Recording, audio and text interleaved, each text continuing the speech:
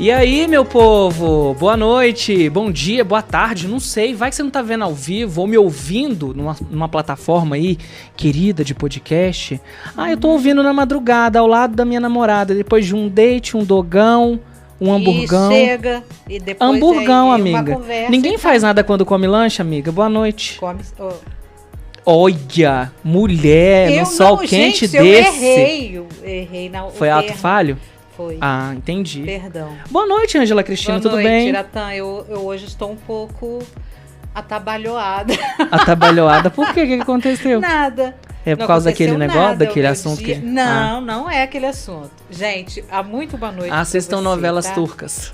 Não, só os atores.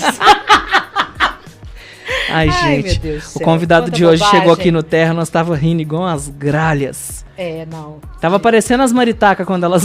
É, eu falo muito alto, acho que eles estavam ouvindo desde lá da escada. As bobagens que É eles isso, falando. Sejam todos muito bem-vindos, todas muito bem-vindas. Quem tá tendo a oportunidade de acompanhar a gente ao vivo, aproveita o chat pra gente poder interagir. Conta aí de onde você está nos acompanhando.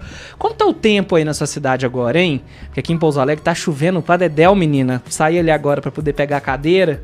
Tava caindo um pancadão. É, né? Eu não tenho muita lembrança boa, não, de chuva no horário do MandoCast. Por quê? Que uma vez choveu 260 milímetros enquanto a gente tava fazendo o programa.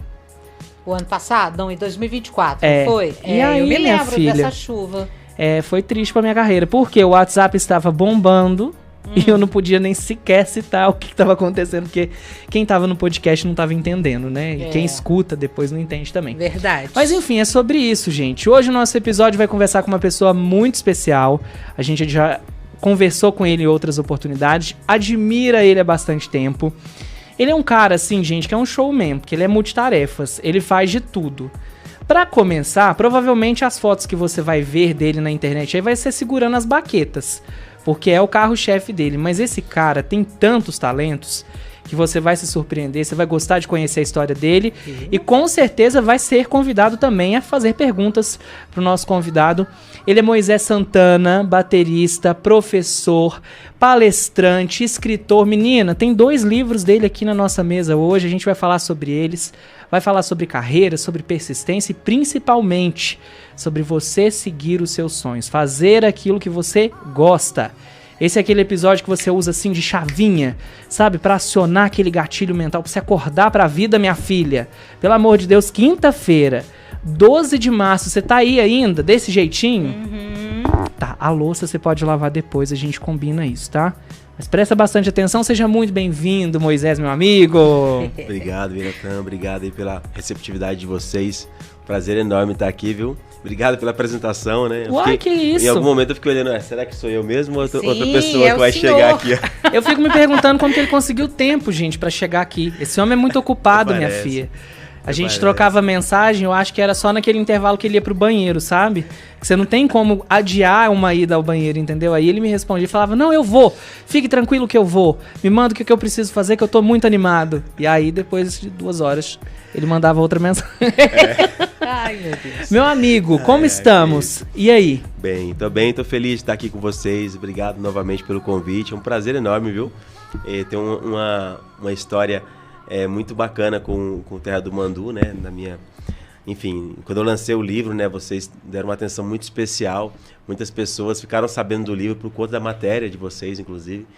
E fico muito feliz, né? De uma TV local dar valor ao trabalho que a gente faz, né? Aquela história de santo de casa não faz milagre, né? Mas não está sendo levado em consideração tá fazendo, aqui. Porque né?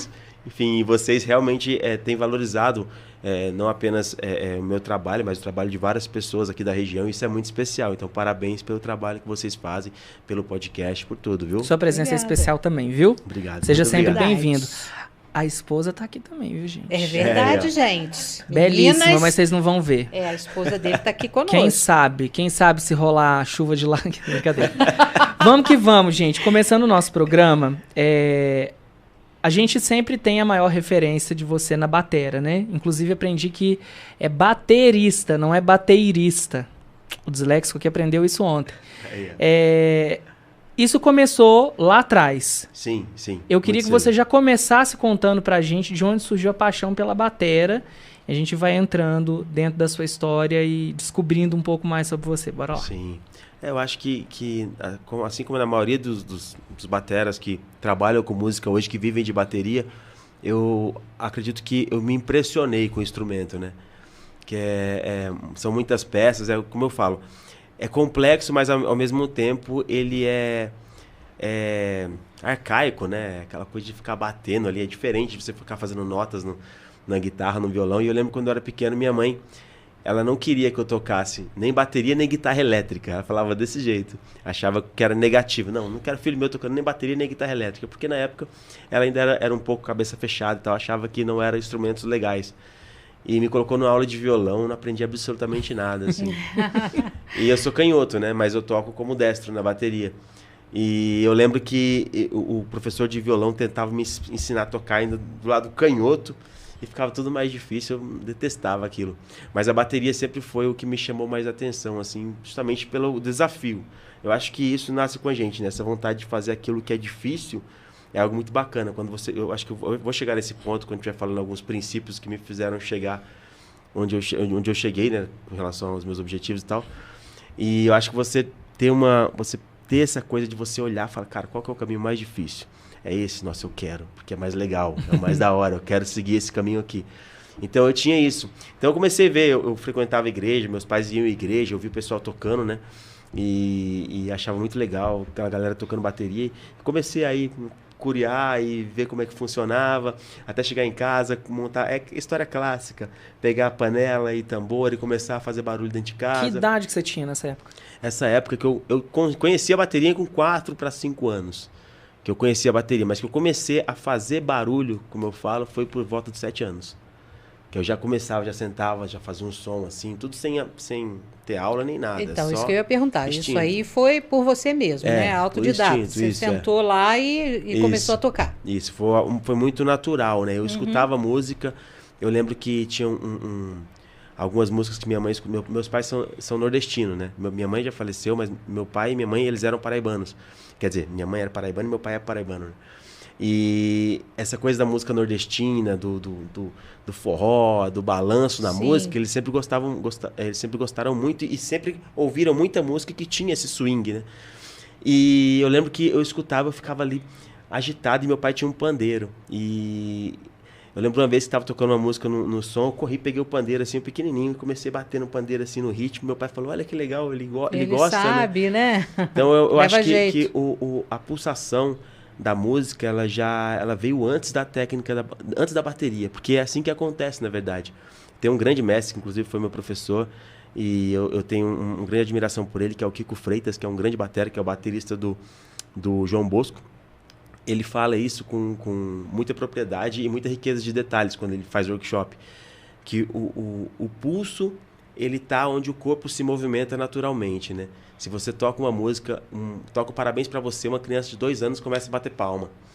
No time certo. Parabéns pra você. Ou então ela começa a fazer isso aqui. Parabéns. No mesmo ritmo da ela música. Sente, o pulso se sente, né? Então, eu acho que essa coisa de sentir a música, ela vem antes propriamente de gostar do instrumento. Então, eu já sentia a música muito forte, a pulsação da música eu sentia de uma forma muito forte. Eu acho que a bateria é o que mais me fazia sentir essa pulsação.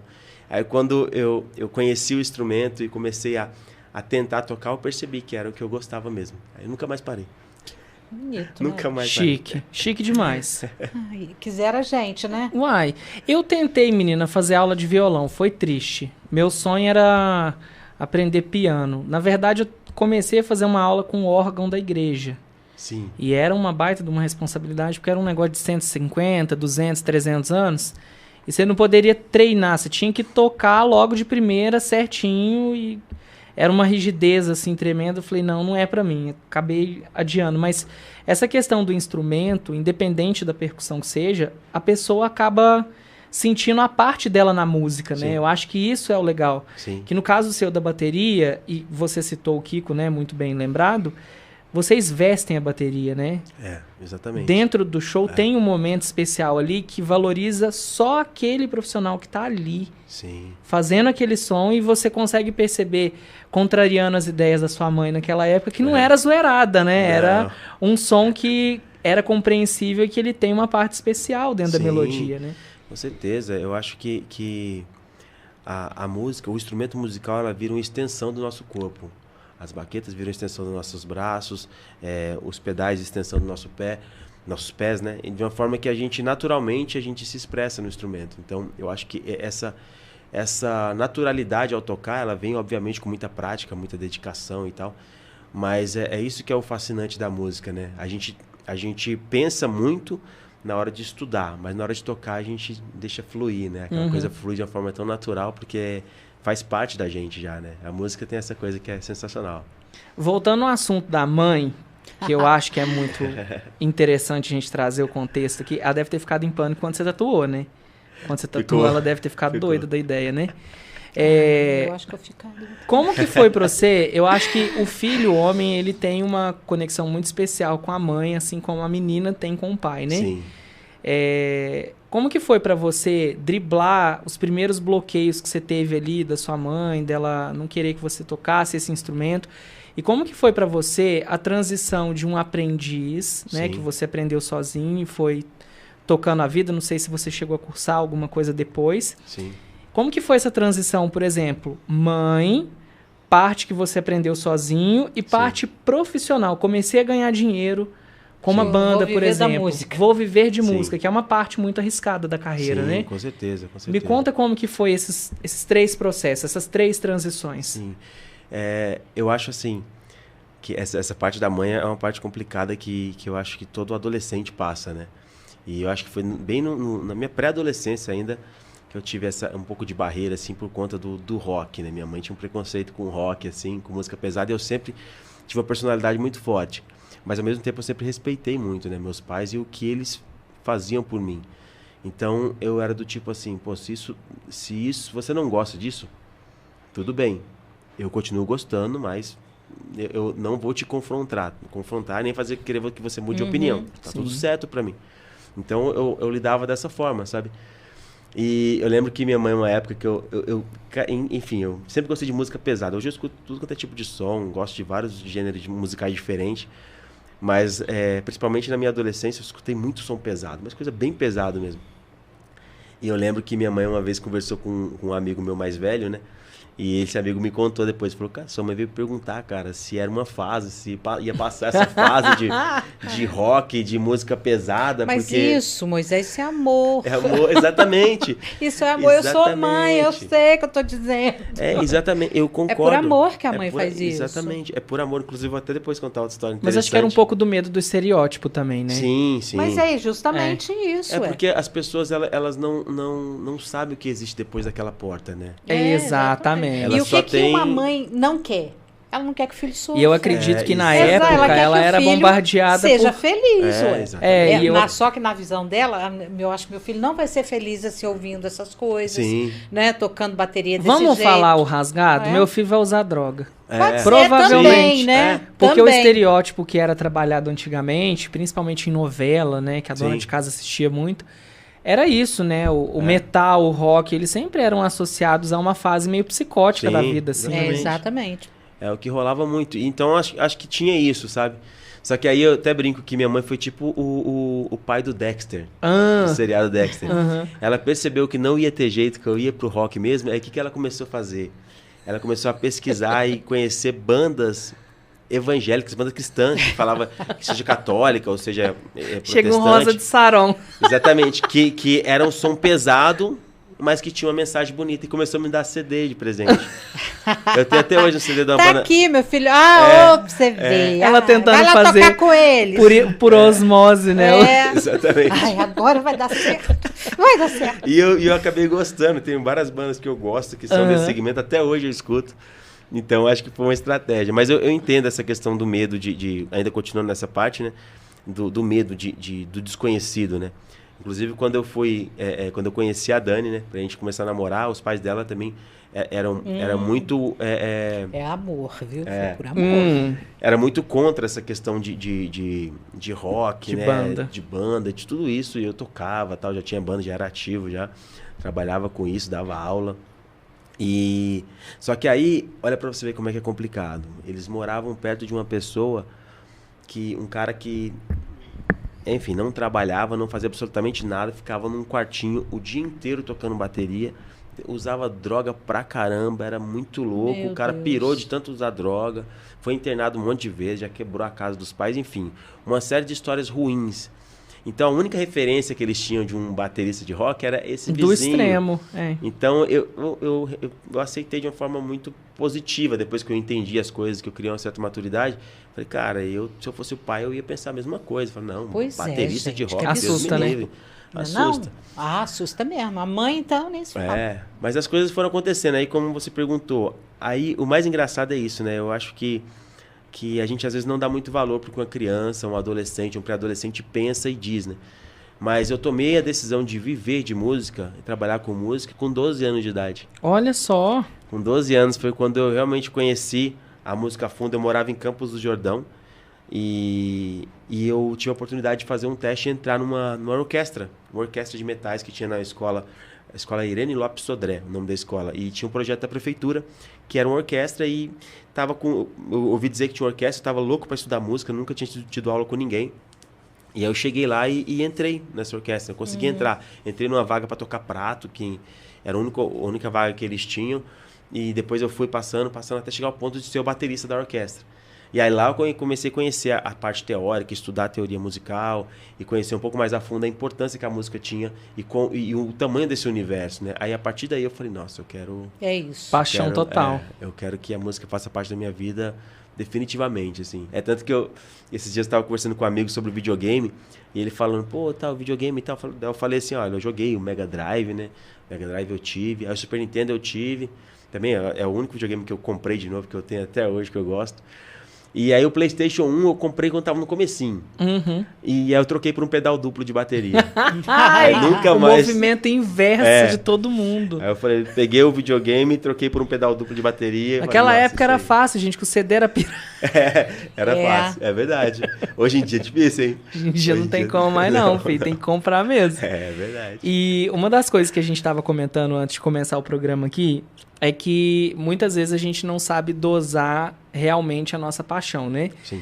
Tem pessoas que às vezes são tão apaixonadas por aquela coisa que ela entende que é sua vocação, que chega um momento que ela se perde. Sim. Por exemplo, vou dar um exemplo, tá, gente? Calma aí, não vamos militar, não. O meu sonho era ser jornalista. E aí eu era tão apaixonado que eu fui parar no caixa do supermercado. Uai. Não é? E por que isso vai acontecendo? Em que momentos da sua vida que você foi percebendo, tipo assim...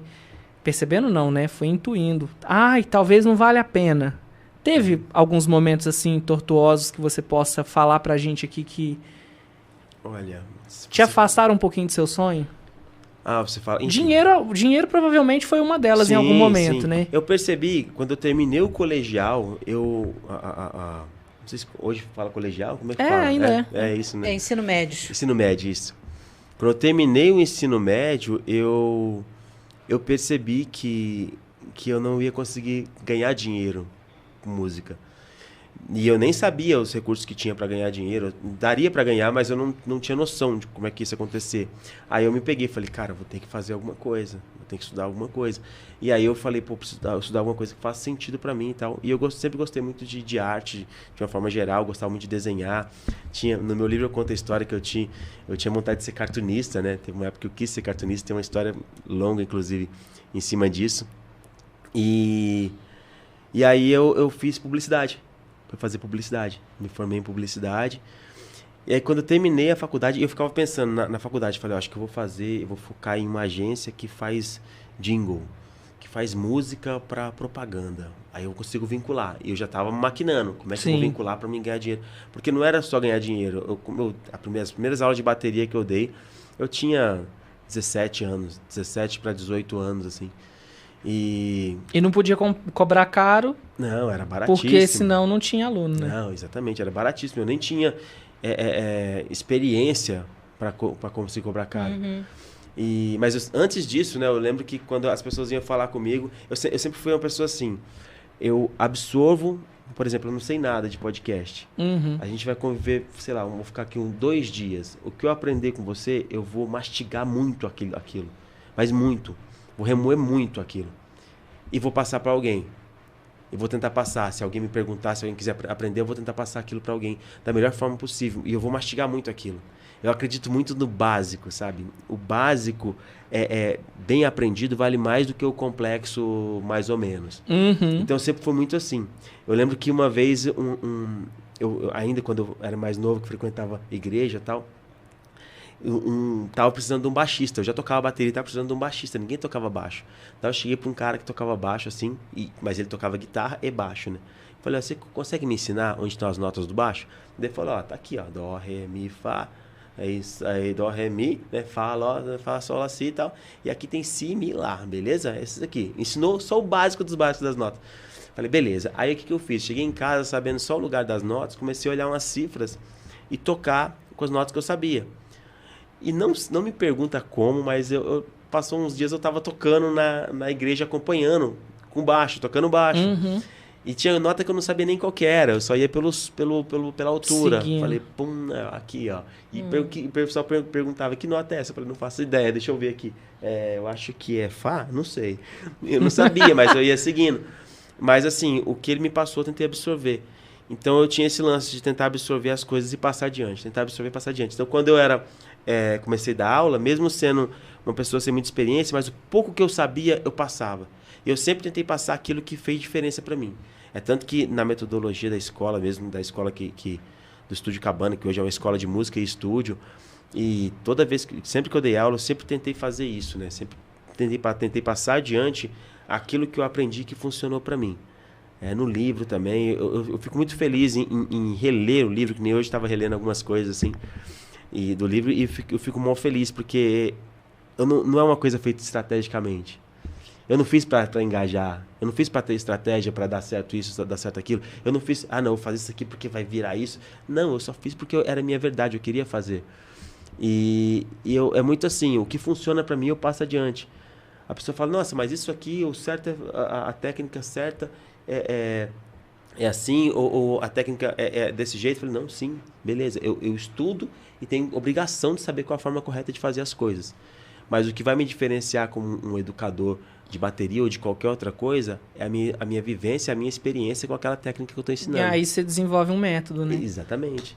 Se eu tiver uma vivência real com aquilo, tudo fica mais fácil. Uma coisa que eu sempre falo é que eu acho que eu só consegui, modéstia à parte, dar aula bem dada, ser um bom professor de bateria, porque eu sempre tive muita dificuldade de aprender.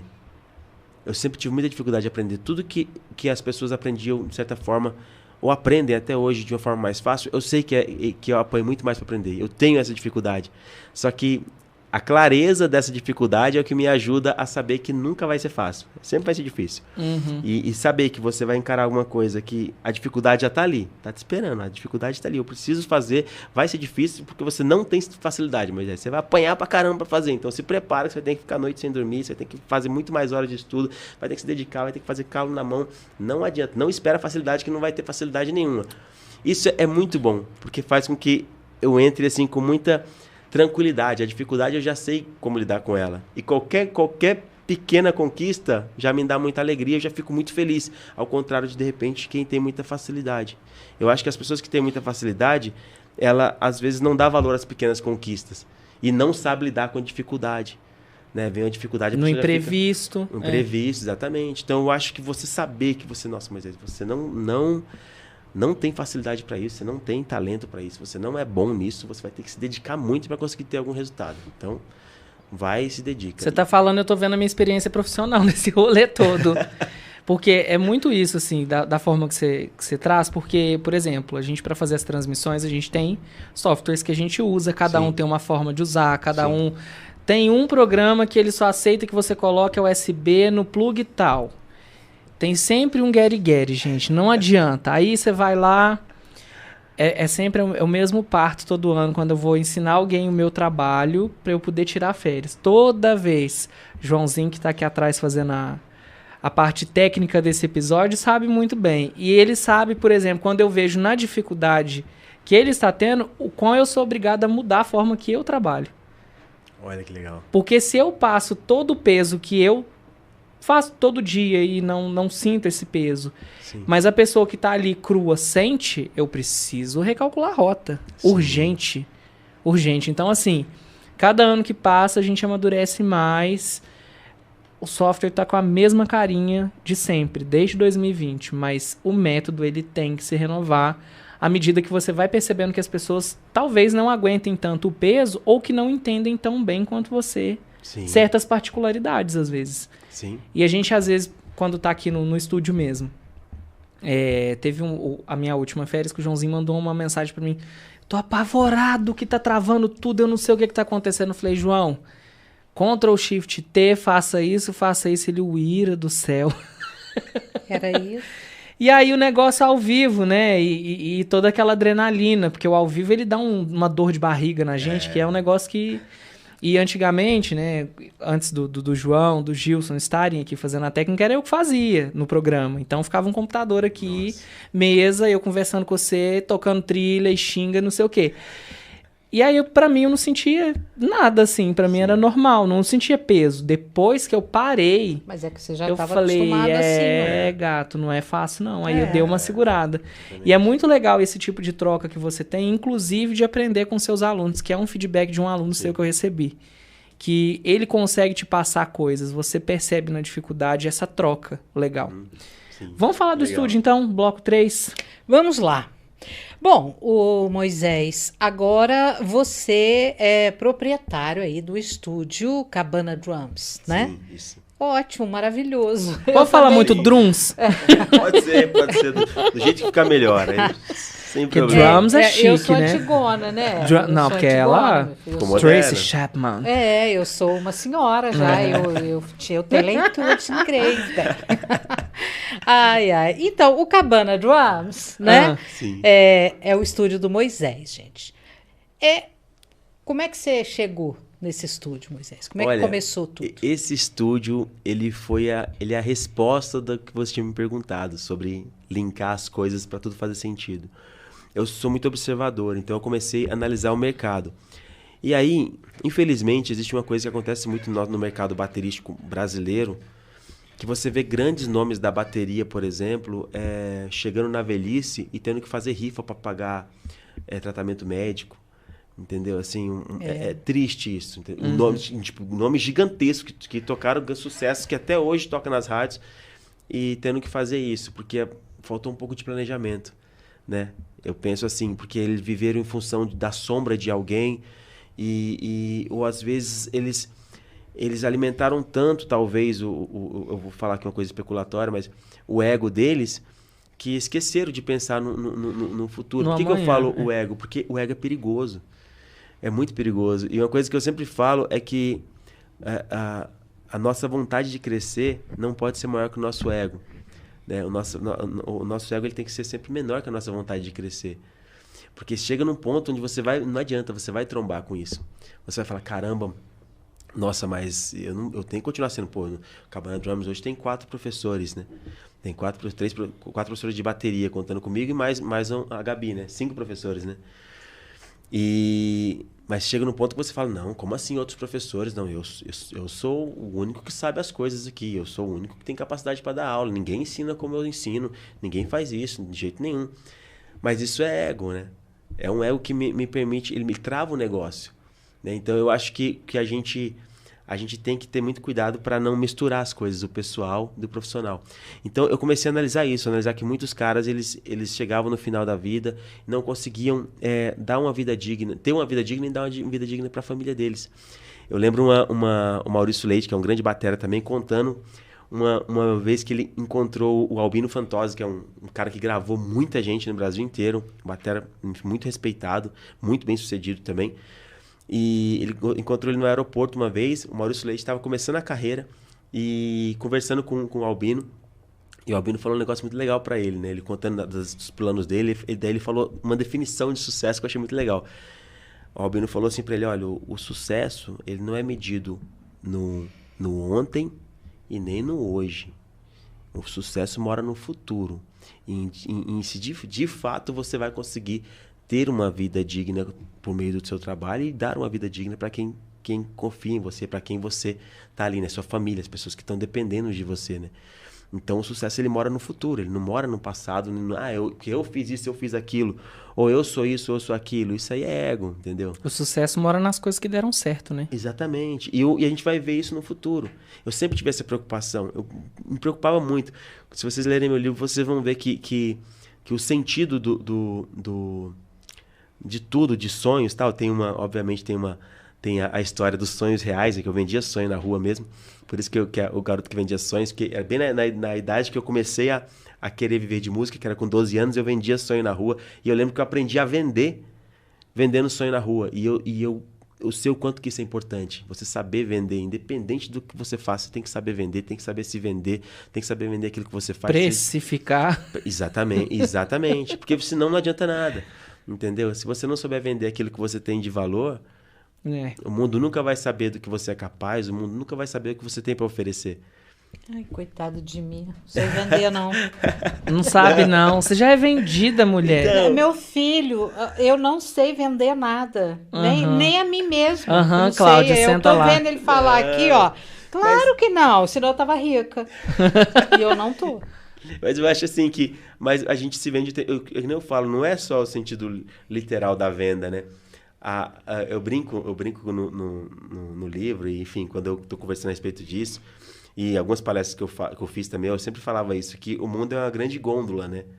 A gente se vende o tempo inteiro. Então não adianta a gente romantizar muito isso, entendeu? Qual é o produto que chama mais atenção? É que tem a embalagem mais bonita, que está na altura dos olhos, que tem cores mais fortes. Isso é verdade. Não adianta a gente lutar contra isso. À medida que você vai conseguindo sua independência, seja financeira ou seja profissional, e conseguindo construir seu núcleo ali de vida, né?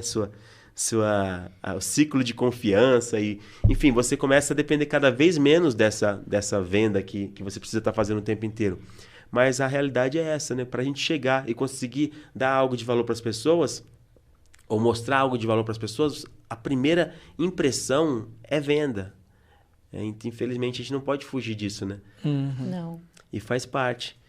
Enfim, é isso aí. Não sei se eu fugi da pergunta. Fugi? Não, mas a montagem do estúdio, ela é muito peculiar, sim, porque fora essa questão das aulas, por exemplo, vocês também fazem evento, workshop. Sim. E isso é uma coisa muito notável, né? Isso. Que não é sempre que vai ter aluno e não é sempre que isso vai efetivamente te sustentar. Então, outras coisas que foram cerceando o estúdio, você abraçou. Isso.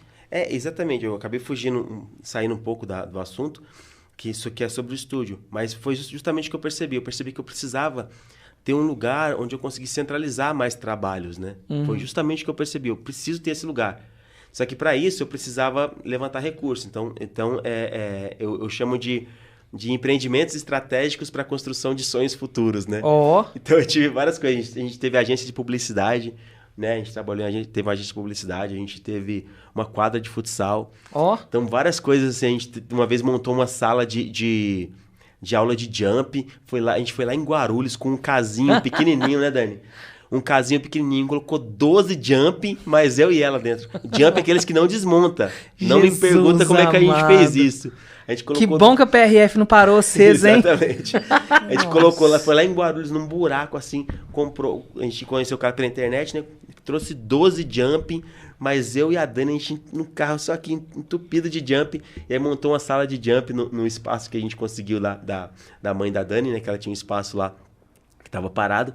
E a gente arrumou uma professora de jump para circular, porque a gente queria que circulasse dinheiro, porque a gente estava construindo o estúdio. Aí a gente já estava construindo o estúdio. E aí, todos usados como escada para isso. Exatamente. Aí quando terminou o estúdio, inclusive o primeiro estúdio, que hoje a gente tem dois, né? São dois porque são duas salas, né? E que funcionam com tudo que um tem, o outro também tem. Independente. Isso. E o primeiro, eu trabalhei junto. Pegou eu e o pedreiro, a gente pegou junto lá. E firminho para fazer acontecer, porque a gente estava querendo cortar recursos e eu trabalhava lá e à noite eu ia para quadra, final de semana eu trabalhava em festa, né, Dani? A gente fazia um monte de coisa, já tinha um cerimonial, né? Enfim, tocava já também, com Simp Songs, inclusive. Então, o Maxson assim, fez uma campanha pra você hoje, viu, Dani, no Mando News, que ele falou da parte cerimonial. Ah, é? Ah, que legal. Ó. Que ela fez o cerimonial do casamento dele. Aí, ó. Lembra? A Dani aí é a casamenteira. A casamenteira da cidade. Mas você trabalha ainda com isso? Trabalho. Ó, isso mesmo. E ganha dinheiro, viu? É, né? Ai, que beleza. Ganha, viu? Vou perder uns quilinhos pra me virar cerimonialista também. Que é um nicho, minha filha, de mercado, que eu vou te Muito falar. bom, Mas tem que ter bom. paciência, né, amiga? Fala a verdade. Capricho de noivos, eu vou te falar, viu? Trazer a Dani aqui para ela passar as informações. Vamos, pra gente. vamos. Qualquer dia você vem, Dani, pra contar pra nós. Vai ter- Contar como é a vida de Vai uma ter- casamenteira. Vai ter pano pra manga, viu? Então, Ai, Só o que eu pego de quantos nós relance. em vestido ela teve que dar porque a noiva já tinha, ó. Exatamente. Se tem placa, tem história. É isso mesmo. ai, Mas aí pai. com a montagem do estúdio, vieram as aulas. Isso, aí a gente parou, eu parei tudo e foquei só no que eu realmente queria, que é ter o espaço pra conseguir trabalhar. E aí, engraçado é que, por exemplo, eu não tinha patrocínio de marca nenhuma, de marca de baqueta, marca de prato, não tinha visibilidade nenhuma, assim, nacional. Porque eu sabia que eu não tinha muito a oferecer para essas marcas, né? Porque hoje eu tenho os patrocinadores, sou patrocinado pela Zelmer, que é a marca de prato, de baqueta e de peles. E eles me patrocinam com baqueta e com peles. Tem minha baqueta assinada, que tá até na capa do livro aqui, ó, com o meu nome, meu modelo assinado. Sou patrocinado por marca de pratos também, que é a Orion Symbols, é a maior fabricante de pratos da América Latina, né? Prato de bateria. Então eu sou muito feliz de ter essas parcerias. E antes eu não tinha, porque eu não tinha o que oferecer. Quando terminou o estúdio, eu falei, opa, agora eu consigo trabalhar. É tanto que eu tenho um amigo que ele fala assim, mano, você em 2 anos conseguiu que eu não vi bateras que estão há muitos anos aqui conseguir.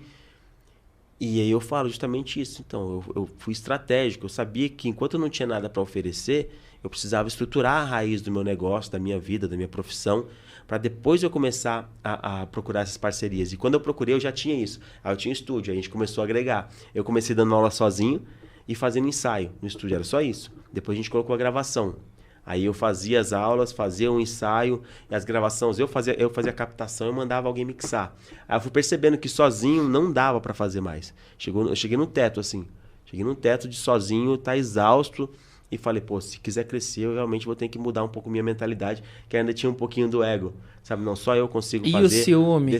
Exatamente. Só eu faço desse jeito, ninguém vai conseguir fazer igual eu tô fazendo, vai ser muito complicado. Só que o legal é isso, né, cara, que a gente vai aprendendo o tempo inteiro, né? E por isso que eu falo que, eu falei e repito, né, o ego só faz a gente parar se ele for maior que a nossa vontade de crescer. Se ele não for maior que a nossa vontade de crescer, tudo fica mais fácil. A gente consegue superar isso. E eu fui passando essa barreira do ego. E aí fui agregando pessoas. Aí o Thiago, que hoje está fazendo os ensaios, inclusive, está tendo ensaio no estúdio, ele que está fazendo lá. Ele que faz as gravações, é um cara que mixa, enfim, incrivelmente bem. Já fez trabalho para fora do país. Fez todos os trabalhos que saem do Estúdio Cabana. É ele que faz a mixagem, é um cara incrível. E a gente agregou ele, né, para trabalhar com a gente nessa parte de mixagem. E aí depois veio as aulas, só eu que dava aula e eu não estava no meu teto, não aguentava mais nada. Não conseguia mais dar mais aulas. Estava com quase 40 alunos, fazendo todos os ensaios, fazendo as captações de gravação e tocando direto com o Simp Songs. Na época a gente tocava quinta, sexta, sábado, diretão. Eu lembro que tinha aula que eu falava para o aluno assim, passava o exercício e falava, ó, vai fazendo exercício que eu vou desmontar a bateria que acabando nossa aula eu tenho meia hora para chegar no lugar onde eu ia tocar. Pode ser? Ah, pode ser. Ele ia fazendo exercício, eu ia desmontando e falando, tá certinho, isso aí. Vai que eu tô te olhando, hein? Tô te olhando. Enfim, era o que dava para fazer. E aí eu percebi que eu tava querendo... porque eu queria, eu não conseguiria chegar lá sozinho. Eu precisava agregar pessoas. E as coisas foram indo. Fui conhecendo pessoas. O Matheus entrou dando uma aula lá, que é um dos professores. Depois veio a Núbia, a Gabi, dando uma aula lá também. Depois veio o Guilherme, né, recentemente. E hoje eu fico feliz em ver que, por exemplo, um sonho que eu tinha de viver de música, de ganhar com música, focar em música, se estendeu às outras pessoas também. Porque as pessoas que estão lá hoje trabalham exclusivamente com música. Todos, entendeu? E é muito legal isso pra mim. O dono da Zelmer, que é a antiga Spunk, né, que é a marca de baqueta, eu fui lá em Jaraguá do Sul conhecer a fábrica e ele me falou isso. Ele falou, cara, quando você começa a crescer, você começa a fazer as coisas, começa a investir, começa a ter um negócio, empreender, e o seu negócio começa a crescer, chega num ponto que você percebe que você não pode olhar mais pra trás, você não pode mais parar. Porque muita gente depende de você. Obviamente, não existe esse muita gente pra mim ainda, né? A gente tá começando. Mas quando eu penso em uma decisão no estúdio, eu não penso mais só em mim. Eu penso em outras pessoas Em que outras também... famílias, né? Exatamente. Estão ali, estão vivendo do estúdio também. E minha ideia é que eles ganhem muito ali. Eu quero que todo mundo ganhe muito e saia orgulhoso. Falando, olha, eu ganho muito mais que, sei lá, que uma pessoa que, sei lá, que um advogado, que um médico, que seja. Minha vontade era essa. Tem essa pretensão, né? Exatamente, porque isso pra mim é motivo de orgulho, porque não é não se trata só de mim. Por isso que eu falo muito sobre propósito, né? Eu acho que o meu propósito, o que eu percebi no decorrer da vida, que é transformar a vida das pessoas por meio do meu trabalho, seja ele qual for. Mas, de alguma forma, trazer algo de bom. Né? Seja dando aula de bateria para um aluno, seja gravando uma pessoa que sempre sonhou em ter a música dela lançada, seja, enfim, seja empregando alguém para trabalhar com a gente no estúdio, seja fazendo uma palestra ou algo do tipo. Enfim, eu acho que isso é legal. A vida, quando ela é focada só na gente, é muito vazia, né? Agora, quando você percebe que tudo gira em torno de outras pessoas, acho que fica tudo mais claro, sabe? Você fica mais leve. Eu falo pra minha esposa, eu falo, pô, eu fico feliz de saber que eu tenho 2 filhos, né? Um de 7 Eu ia te perguntar isso, vocês têm filhos? Tem. Um de 7 e um de 5. E é uma coisa que eu queria muito, sabe? Se hoje, Deus o livre, fala, Moisés, seu tempo na terra findou. Tudo bem, tá na hora de você ir embora. Beleza, eu vou, mas eu vou tranquilo, assim, obviamente, entre aspas, né? Que a gente não sabe como é que funciona isso, a gente nunca morreu pra saber. Mas eu vou tranquilo, sabendo que se minha família tá amparada, o meu negócio não vai morrer comigo, não vai parar em mim. Tem pessoas que estão tocando as coisas. A gente construiu o estúdio, a gente tem nosso lugar, né, Dani? E meus filhos, se eles gostarem de música ou de qualquer coisa que precise de um estúdio, seja de fazer um podcast, ou seja, trabalhar com foto, com vídeo, tem tudo lá. Então fica à vontade, ó. Vocês têm se vocês gostarem, tem o que vocês precisam para trabalhar. Se vocês não gostarem, tudo bem, não é obrigado a gostar, mas existe algo que eu queria muito isso, sabe? Com 12 anos, como eu falei para vocês, comecei a falar, eu comecei a estipular meus maiores sonhos. Por isso que o lance do sonho é tão forte pra mim. E eu falava com meu primo, eu conversava com um primo, e lembro de falar com outras pessoas também, que eu queria chegar aos 30 anos, eu queria ter minha família, eu queria ter minha casa e queria trabalhar com uma coisa que eu gostasse. Eu falava isso, eu quero que seja desse jeito. Na época, com 12 anos, eu queria que a música fizesse parte da minha vida. A música vai ter que fazer parte da minha vida e pelo resto da vida eu sei que a bateria vai estar presente. Só que com 12 anos eu não sabia como ganhar dinheiro com bateria. Então eu queria trabalhar com algo que eu gostasse. Entendeu? Eu pensava sempre dessa forma. E engraçado que o grande lance é esse. Eu acho que conscientemente, como você falou, que você foi parar no caixa do supermercado, sabe? Eu acho que tudo coopera, cara. Não, aí você passa pra fazer vídeos do supermercado. É sempre assim. Sai do mercado, vou trabalhar numa loja. Ou você não quer cuidar da rede social pra mim, não? Você fala bem. Sabe? O sonho, ele vai falando com você de algumas formas. Exatamente. Quando eu entrei no Terra, eu já contei essa história aqui algumas vezes. Foi 1 ano antes de eu entrar efetivamente. Eu entrei aqui 1 ano antes. Sim. Eu entrei aqui quando eu pedi demissão da loja. Aí eu fui na terapia e falei, saí do serviço. Aí minha psicóloga... Tipo assim, você foi nessa conclusão? E aí eu mandei um vídeo pro Maxson. Falei aqui, ó, tem um piloto de um projeto aqui pra você, não sei como é que você tá, se você tá na Record ainda, o que você tá arrumando. O Terra do Mandu já existia, mas ele fazia na casa dele. E aí, o meu projeto era o que era parecido com o G1 em 1 minuto, que é aquele boletinzinho que passa ao longo do dia com um compacto de informações e tal. Levei esse projeto pra uma TV aqui da cidade, que inclusive roubaram essa ideia, menino. Quase processei. Você mesmo. Então. E aí, 1 ano depois, no mesmo mês, gente, basicamente 1 ano e, sei lá, 6 dias depois, já tinha começado a pandemia. O Maxson me mandou uma mensagem. Eu tava num aperto com auxílio emergencial, porque eu fui um dos primeiros a me inscrever e fui um dos últimos a receber. E naquela loucura de fazer serviço por fora, cada hora era um serviço assim... eu posso te pagar R$50, eu posso te pagar R$100, E a conta chegando, né? Porque a pandemia veio, mas ninguém pagou minhas contas. Me deram um auxílio, mas ninguém pagou minhas contas. Sim. Minhas contas não bloquearam. E aí ele me ligou e falou assim, tem um projeto para você aqui. E no começo era o Manducar, que era um programa que ele tinha lançado, mas não era uma programação. E aí, quando ele alugou essa sala aqui, o Mandu News nasceu. Que a gente não sabia ainda se era Mandu News, se ia ser Notícias do Mandu, Pouso Alegre News, a gente estava matutando o nome. E a gente teve exatos 12 dias para formatar o jornal e colocar no ar. Caramba, olha. E eu fiz por paixão. Gente, eu tinha uma neurose com a pandemia, eu não saía de casa de jeito nenhum. E quando eu saía, eu não conseguia usar máscara, era muito difícil. Então, se eu tinha que ir no mercado e eu estava, obviamente, usando máscara porque era obrigatório, eu ficava numa sensação, assim, que parecia que eu ia morrer lá dentro do mercado, né? Então, eu não saía. Mas ele falava pra eu vir aqui, gente, eu vinha pulando igual a Chapeuzinho Vermelho com a cesta indo pra cada avó, minha filha.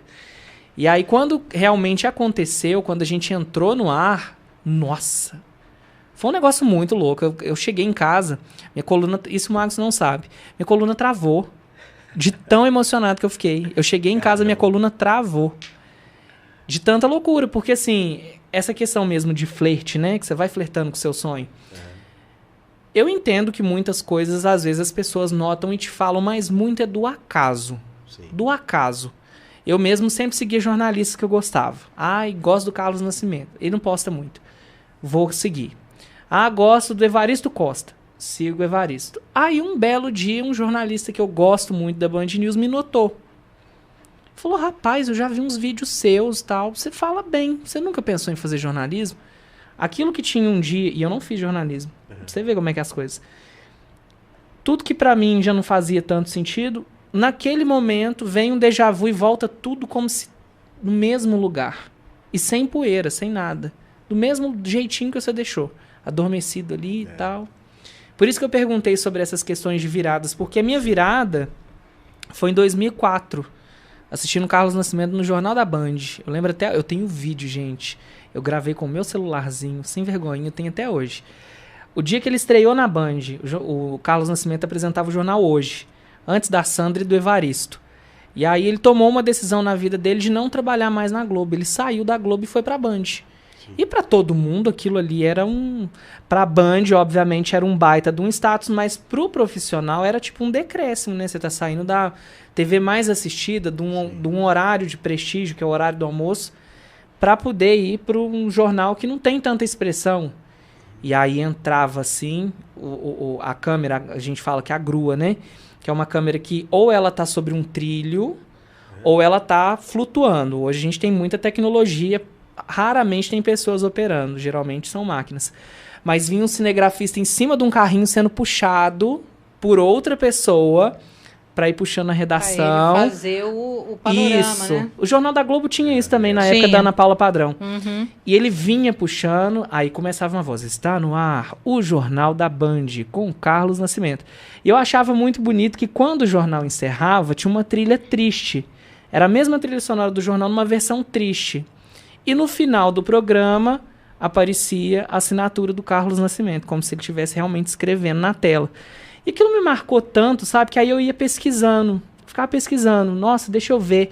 E essa trilha triste me marcou. Eu vou todo santo dia gravar o encerramento do jornal para eu pegar um pedacinho dessa trilha e vou montar ela inteira. E ali eu comecei. Meus primeiros computadores foram só de montagem de trilha sonora. Tanto que eu tenho alguns canais de YouTube, assim, que geralmente as emissoras vão derrubando os canais, né? Sim. Tem trilha do Jornal Nacional, tem trilha do Jornal Hoje, do próprio Jornal da Band, a maior parte dos jornalísticos da Band daquela época tem. Tem muita gente que associa essa trilha triste, que eu falei com o Ricardo Boechat, que faleceu em 2019 tudo, que quando o Nascimento saiu e foi pro SBT, e eu fui junto com ele, né, porque eu ia assistir ele no SBT, o Boechat assumiu o jornal e aquela trilha triste continuava, melancólica. E quando ele faleceu, um dos vídeos que a Band editou sobre o Boechat tinha essa trilha e ela tomou essa conotação, né? Então tudo pra mim fez sentido, assim, sabe? E a gente vai se conectando com as coisas. E aí, quando você percebe, por exemplo, um jornalista que eu gosto, né, da Band, que me nota, eu falei, quê? Que história é? Aí eu fui conhecer. E aí, aquilo ali que procera um sonho, você abraça aquilo ali, você esquece. Mas nunca você fala mal do seu sonho. Sim. Mais nunca. Exatamente. Eu acho que essa virada de chave acontece em vários pontos, né?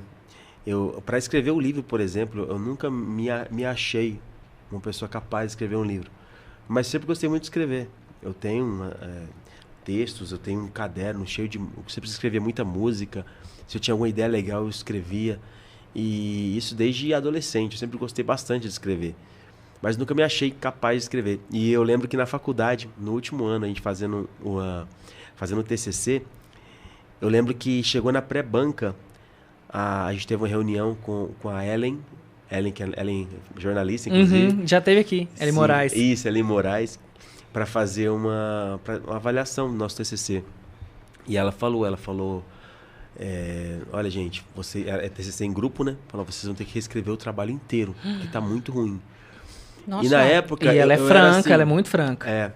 E na época eu tinha ficado com uma parte bem irrisória, assim, de mídia, até porque a própria galera do grupo, assim, não achava, né? E eu também não dava a entender que eu tinha capacidade para escrever nada. Então eu tinha feito umas talvez duas, 3 páginas de mídia, assim, e mais nada que eu tinha escrito. O restante do trabalho, todas outras pessoas que escreveram. Aí a Ellen falou assim, ela levantou a parte que eu tinha escrito assim, quem escreveu essa parte aqui? Aí eu lembro das pessoas que faziam parte do grupo assim, treme igual vara verde, apontando pra mim assim, ó, foi o Zéis. O pessoal me chamava de Zéis na faculdade. Foi o Zéis. Que escreveu, né? Aí na hora eu falei, meu Deus do céu, quer ver? Vem lá pra vai acabar comigo agora. Aí ela falou assim, parabéns. É a única parte que salvou do trabalho. Nossa, Aparecida, ai que delícia. Gente. Aí que acontece. Olha ela traindo hate pro Moisés. Então, mas aí que acontece? Eu vou explicar. É porque tava muito técnico o texto. E tem que ser algo popular, gostoso de ler. E eu sempre escrevi da forma mais simples possível, porque é a forma que eu gostava de ler. E ela falou isso. E aquilo, pra mim, foi uma bomba de motivação tão grande que no final do livro, um dos últimos capítulos é esse, que o nome do capítulo é 1%. Que é 1% de motivação que eu precisava para esquecer os outros 99% de crítica, de decepção que de repente eu tive. Eu me prendi nesse 1% e comecei a me dedicar mais à escrita. Se a gente pode se prender a 1% de vida numa UTI, por que a gente não pode fazer o mesmo por um sonho, né? Exatamente, é isso. E às vezes a gente se anula com essas questões de sonhos por conta de opiniões dos outros. Exatamente. E aí a gente presta atenção nos 99% de crítica, que muitas vezes é um comentário. Sim. E esquece daquele 1% de 950 mil comentários que as pessoas que te amam e que gostam do seu trabalho te dão, né? É isso. É que é difícil, é muito complicado. Quanto mais você fica reativo ao que acontece à sua volta, mais difícil é de você conquistar as coisas. Porque não adianta. Como é que a pessoa vai te motivar a conseguir algo que ela não conseguiu? Sim. Ou que ela não experienciou, né? Mesmo que ela não acredite que você consegue, mas ela não teve aquela experiência. Ela vai... É muito mais fácil ser negativo do que positivo. E às vezes, como você estava falando da história da mãe, por proteção. Não é maldade, às vezes é proteção. Eu não quero que você se frustre, eu não quero que você... você chegue a tal ponto e tenha que começar tudo de novo. Que a vida artística, infelizmente, tem disso, né? É difícil, com certeza. Não é fácil, né? Eu me admiro, vou ser sincera para você, de você falar que, apesar de que você meio que fica orbitando ali em vários segmentos do que você gosta de fazer. Sim, vários pontos, exatamente, né? Isso. Então, você escreveu um livro, você gosta de escrever. Sim. Você dá aula de bateria, você toca bateria numa banda, sabe? Você montou um estúdio. Então, você tem ali... mas é muito difícil você viver bem de música. Isso. É isso que eu falo com... Tem algumas bandas que eu já dei mentoria e eu falo sempre isso pro pessoal. Para músicos especificamente, mesmo que não seja banda. Isso foi uma outra pessoa que me ensinou em um outro momento da minha vida, que foi muito importante. E foi o Alexandre, né? Que é muito legal isso. É em outro segmento completamente diferente. Ele estava me dando exemplo e eu tive um insight. Falei, caramba, isso aí faz sentido para todo mundo. Você precisa criar uma esteira de produto.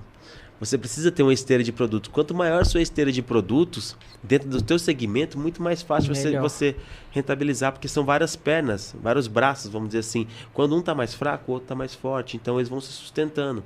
A gente lá no estúdio tem gravação, a gente tem locação para ensaio, a gente tem a escola, a gente tem locação de equipamentos, né? Por exemplo, tem locação de pista para casamento, tem locação de som, que é do estúdio também. A gente tem a parte técnica de som, a gente tem captação ao vivo. A gente tem uma série de coisas que vai agregando.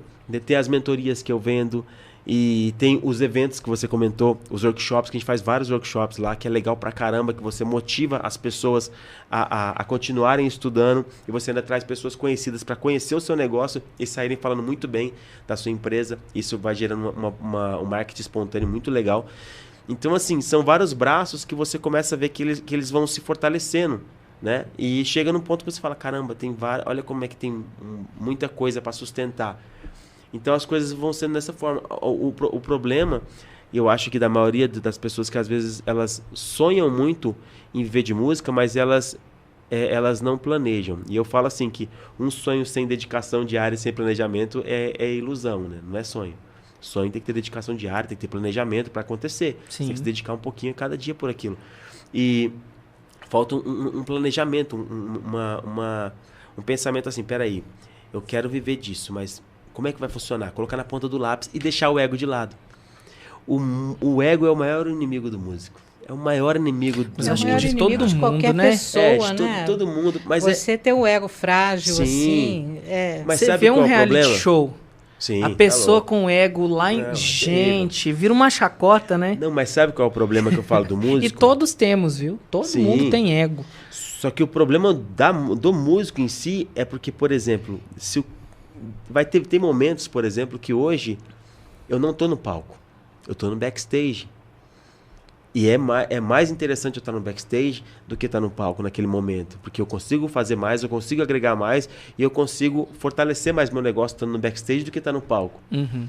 Só que para um músico abrir mão do holofote é muito difícil.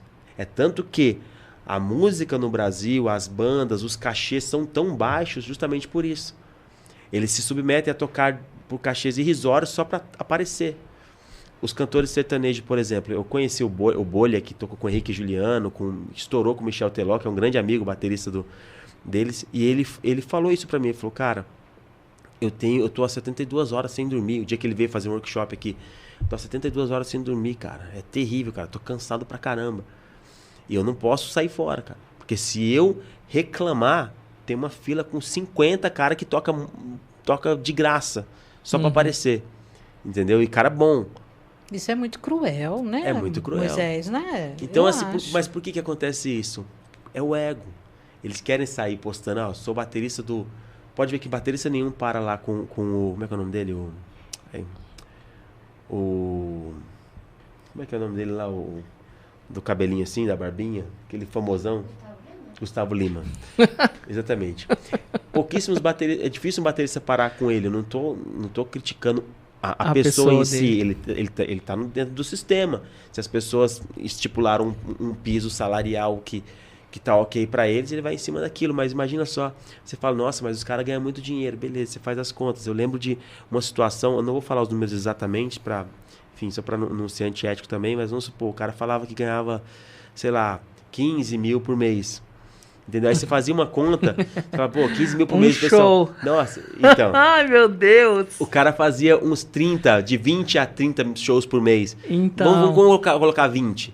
20 shows por mês. Você fazia a divisão disso. E ele tem que morar dentro do ônibus, não pode dar aula, não pode fazer outro projeto. No máximo vai ter um finalzinho de semana ali de day off. E a banda vai de busão, né? Porque geralmente tem uma ou duas bandas que vão pela estrada e nunca para, né? Nunca para. Aí igual você imagina, circo, aí. Aí você imagina, nossa, é legal, dá visibilidade, nossa, os caras ficam estourados na internet, todo mundo segue, sim, mas consegue ter uma vida, será que dá pra ter uma vida digna? Mas aí reverte? Exatamente isso. Tô fazendo um gesto, viu, galera dos tocadores? Tô fazendo aquele gesto de din-din. Exatamente reverte, isso. vende. Exatamente. É exatamente isso. Teve uma situação onde eu tive a oportunidade de tocar uma banda muito legal que que eu fiz umas contas bem básicas e eu falei, cara, não compensa. Não compensa. E, tipo assim, e até analisando outras bandas mais interessantes, outros cantores e tal, você fala, caramba, é muito mais lucrativo se for pensar com uma forma lógica e consistência de negócio, em você, de repente, estabelecer uma raiz sólida para o negócio, pensando no bem-estar seu, da sua família. Cara, é muito mais interessante você empreender, continuar empreendendo como eu tenho empreendido, do que propriamente eu querer tocar com um artista grande. Fazer o sucesso que o povo tá querendo de rede social, né? Exatamente. Mesmo porque você tem vida também, né?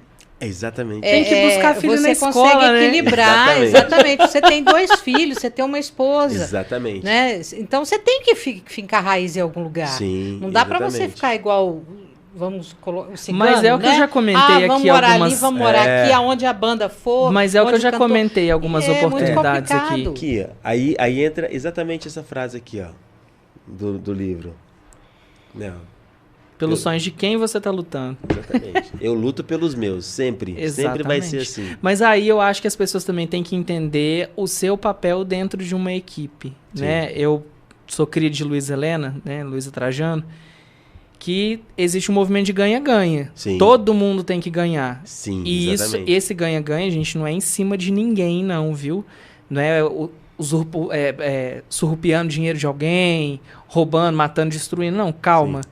Esse ganha-ganha é você entender que, ao mesmo tempo que uma pessoa que você presta serviço está crescendo, a sua vida está crescendo também. Exatamente. Obviamente que você tem que colocar sempre as coisas em pratos limpos para saber se você tem responsabilidade financeira, se você segue a sua vida conforme a pessoa que você se inspira também segue. Sim. Porque não adianta você querer ser Jesus e não fazer o que ele fazia, né? Sim. E a situação também pega porque muitas pessoas, pelo menos do ramo artístico, elas têm um planejamento para conseguir alçar um voo mais alto, chegar a um cenário nacional, por exemplo, ir para grandes programas, se apresentar em piriri pororó.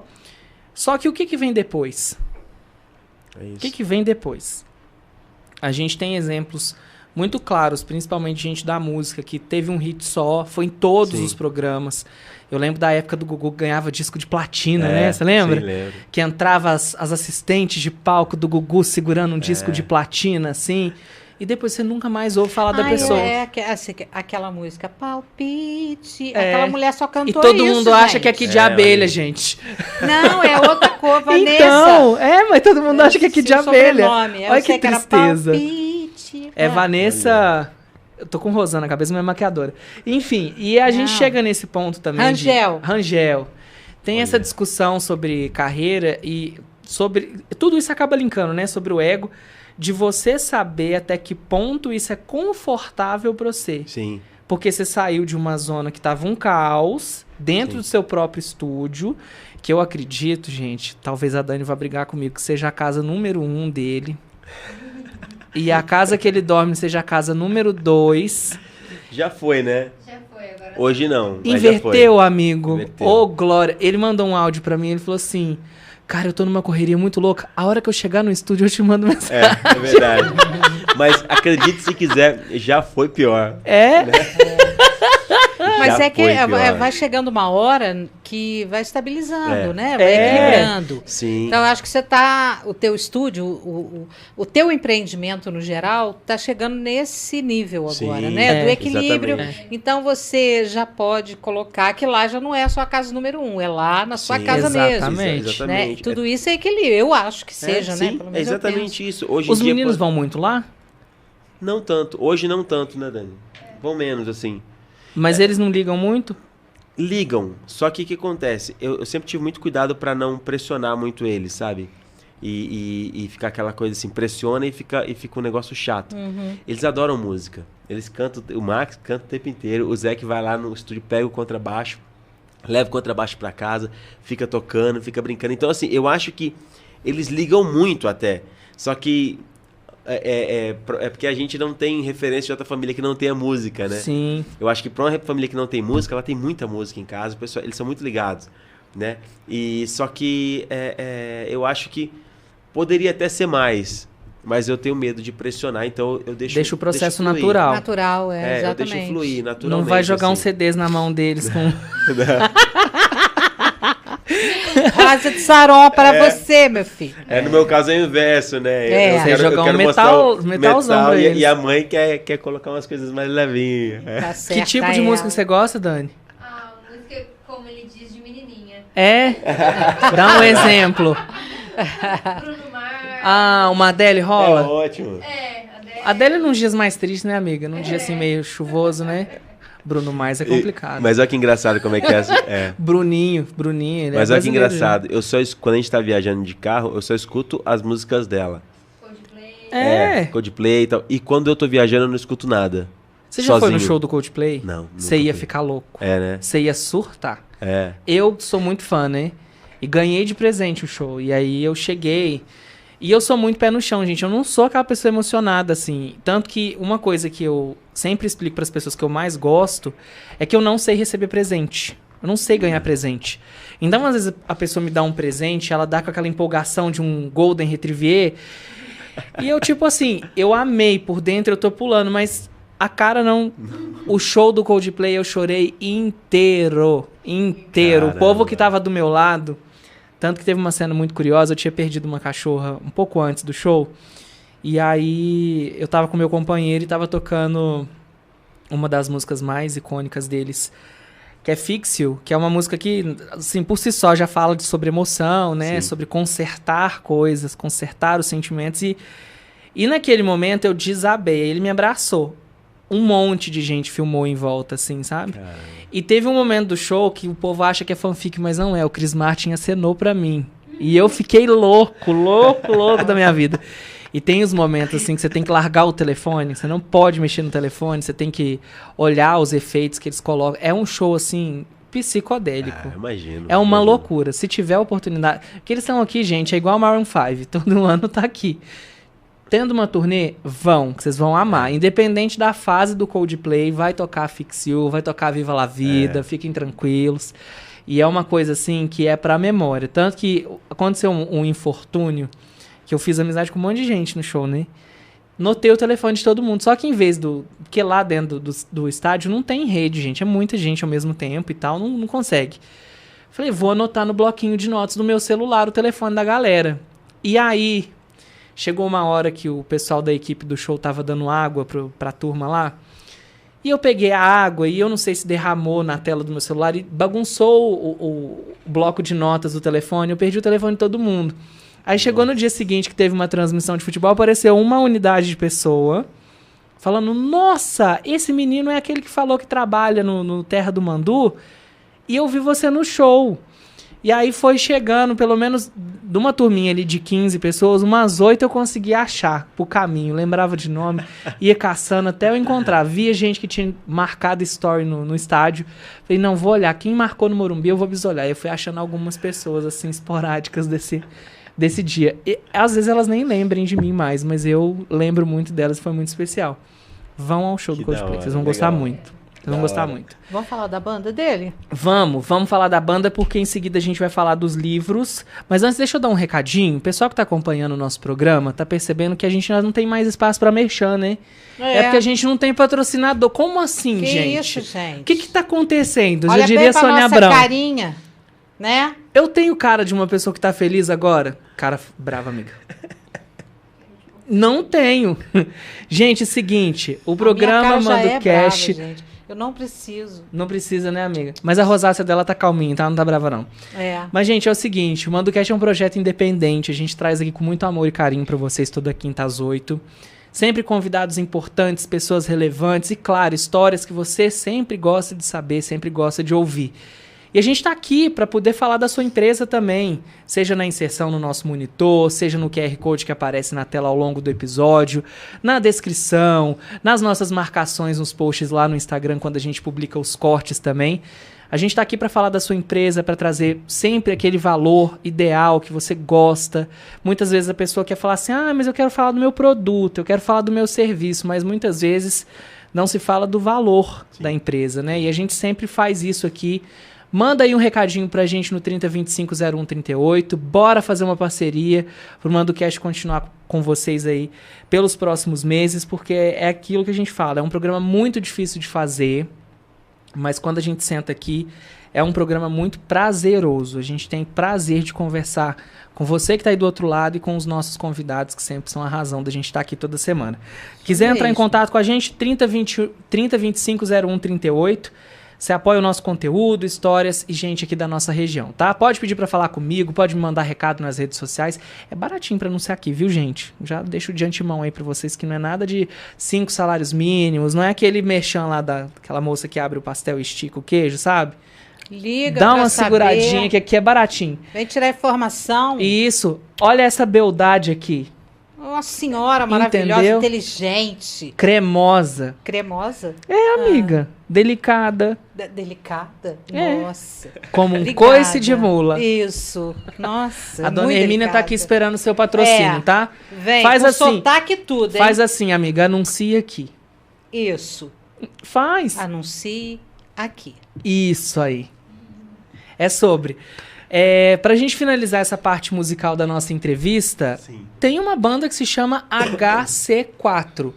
Primeiro explica pra gente o que significa HC4 e me conte o motivo dessa banda, como que ela tá andando, e você tem pontinhas em outras bandas Sim, também. sim. Conta pra gente. O HC4 é um projeto que eu idealizei há muito tempo, por volta de 2007, 2008, eu tive essa ideia de fazer uma banda de hardcore. Pra quem não conhece, assim, é o New York Hardcore, né? Hardcore nova-iorquino.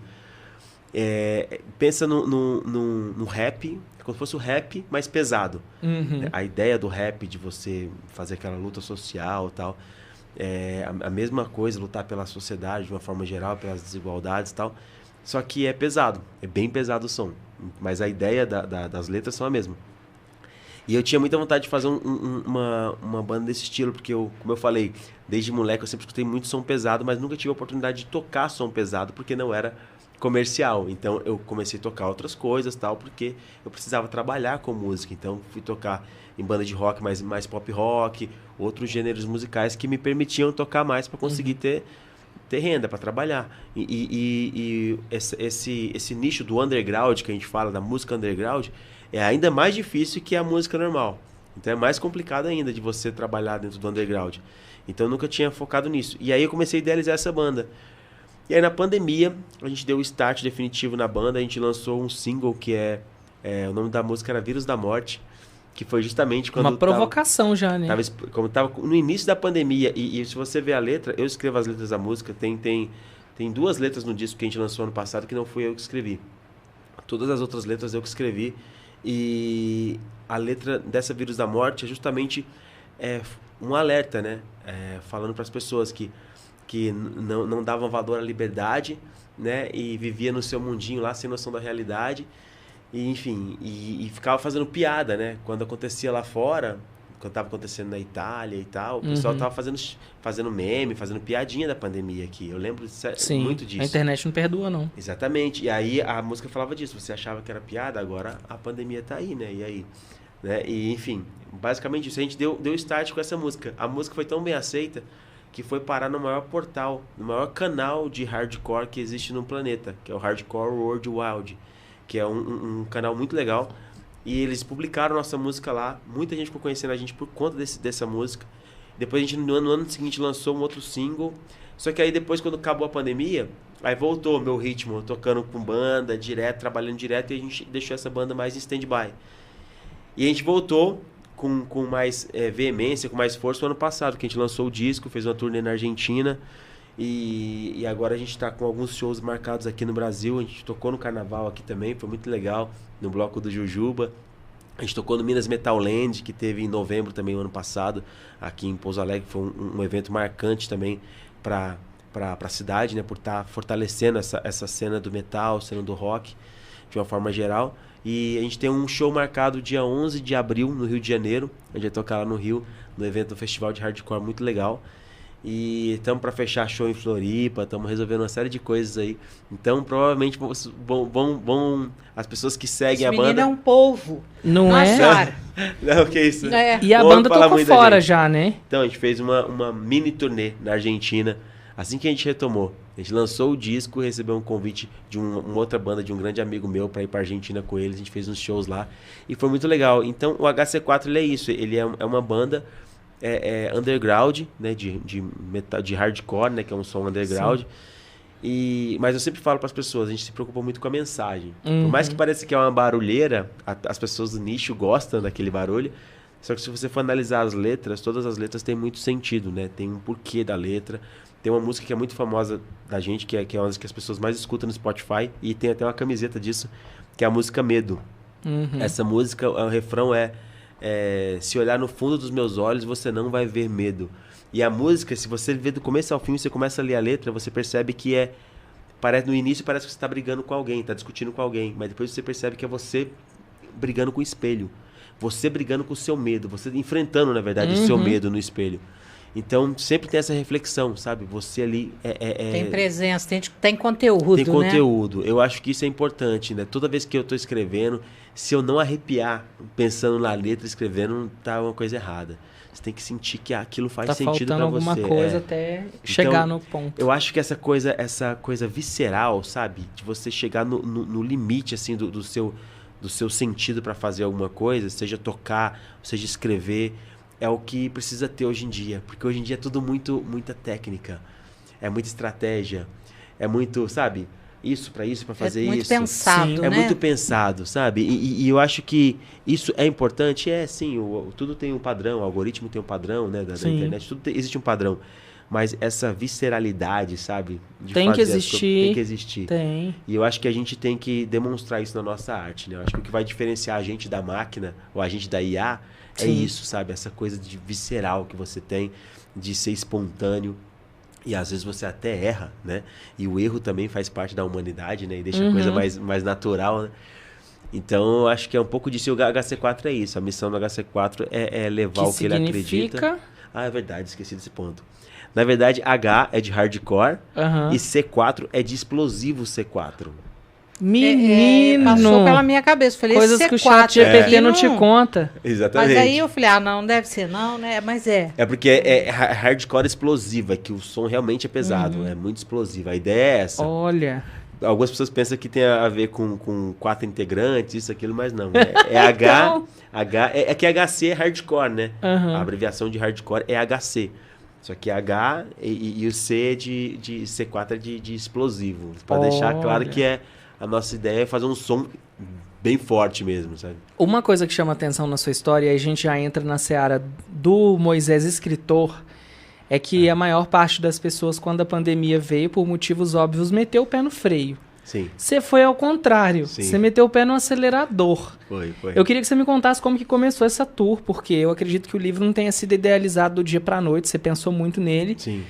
Qual foi o gatilho que você teve para lançar O Garoto que Vendia Sonhos? Eu, na verdade, tinha vontade de escrever esse livro desde quando eu comecei a visualizar a construção, a realização dos meus maiores sonhos, que, como eu falei, que era eu ter ter minha família.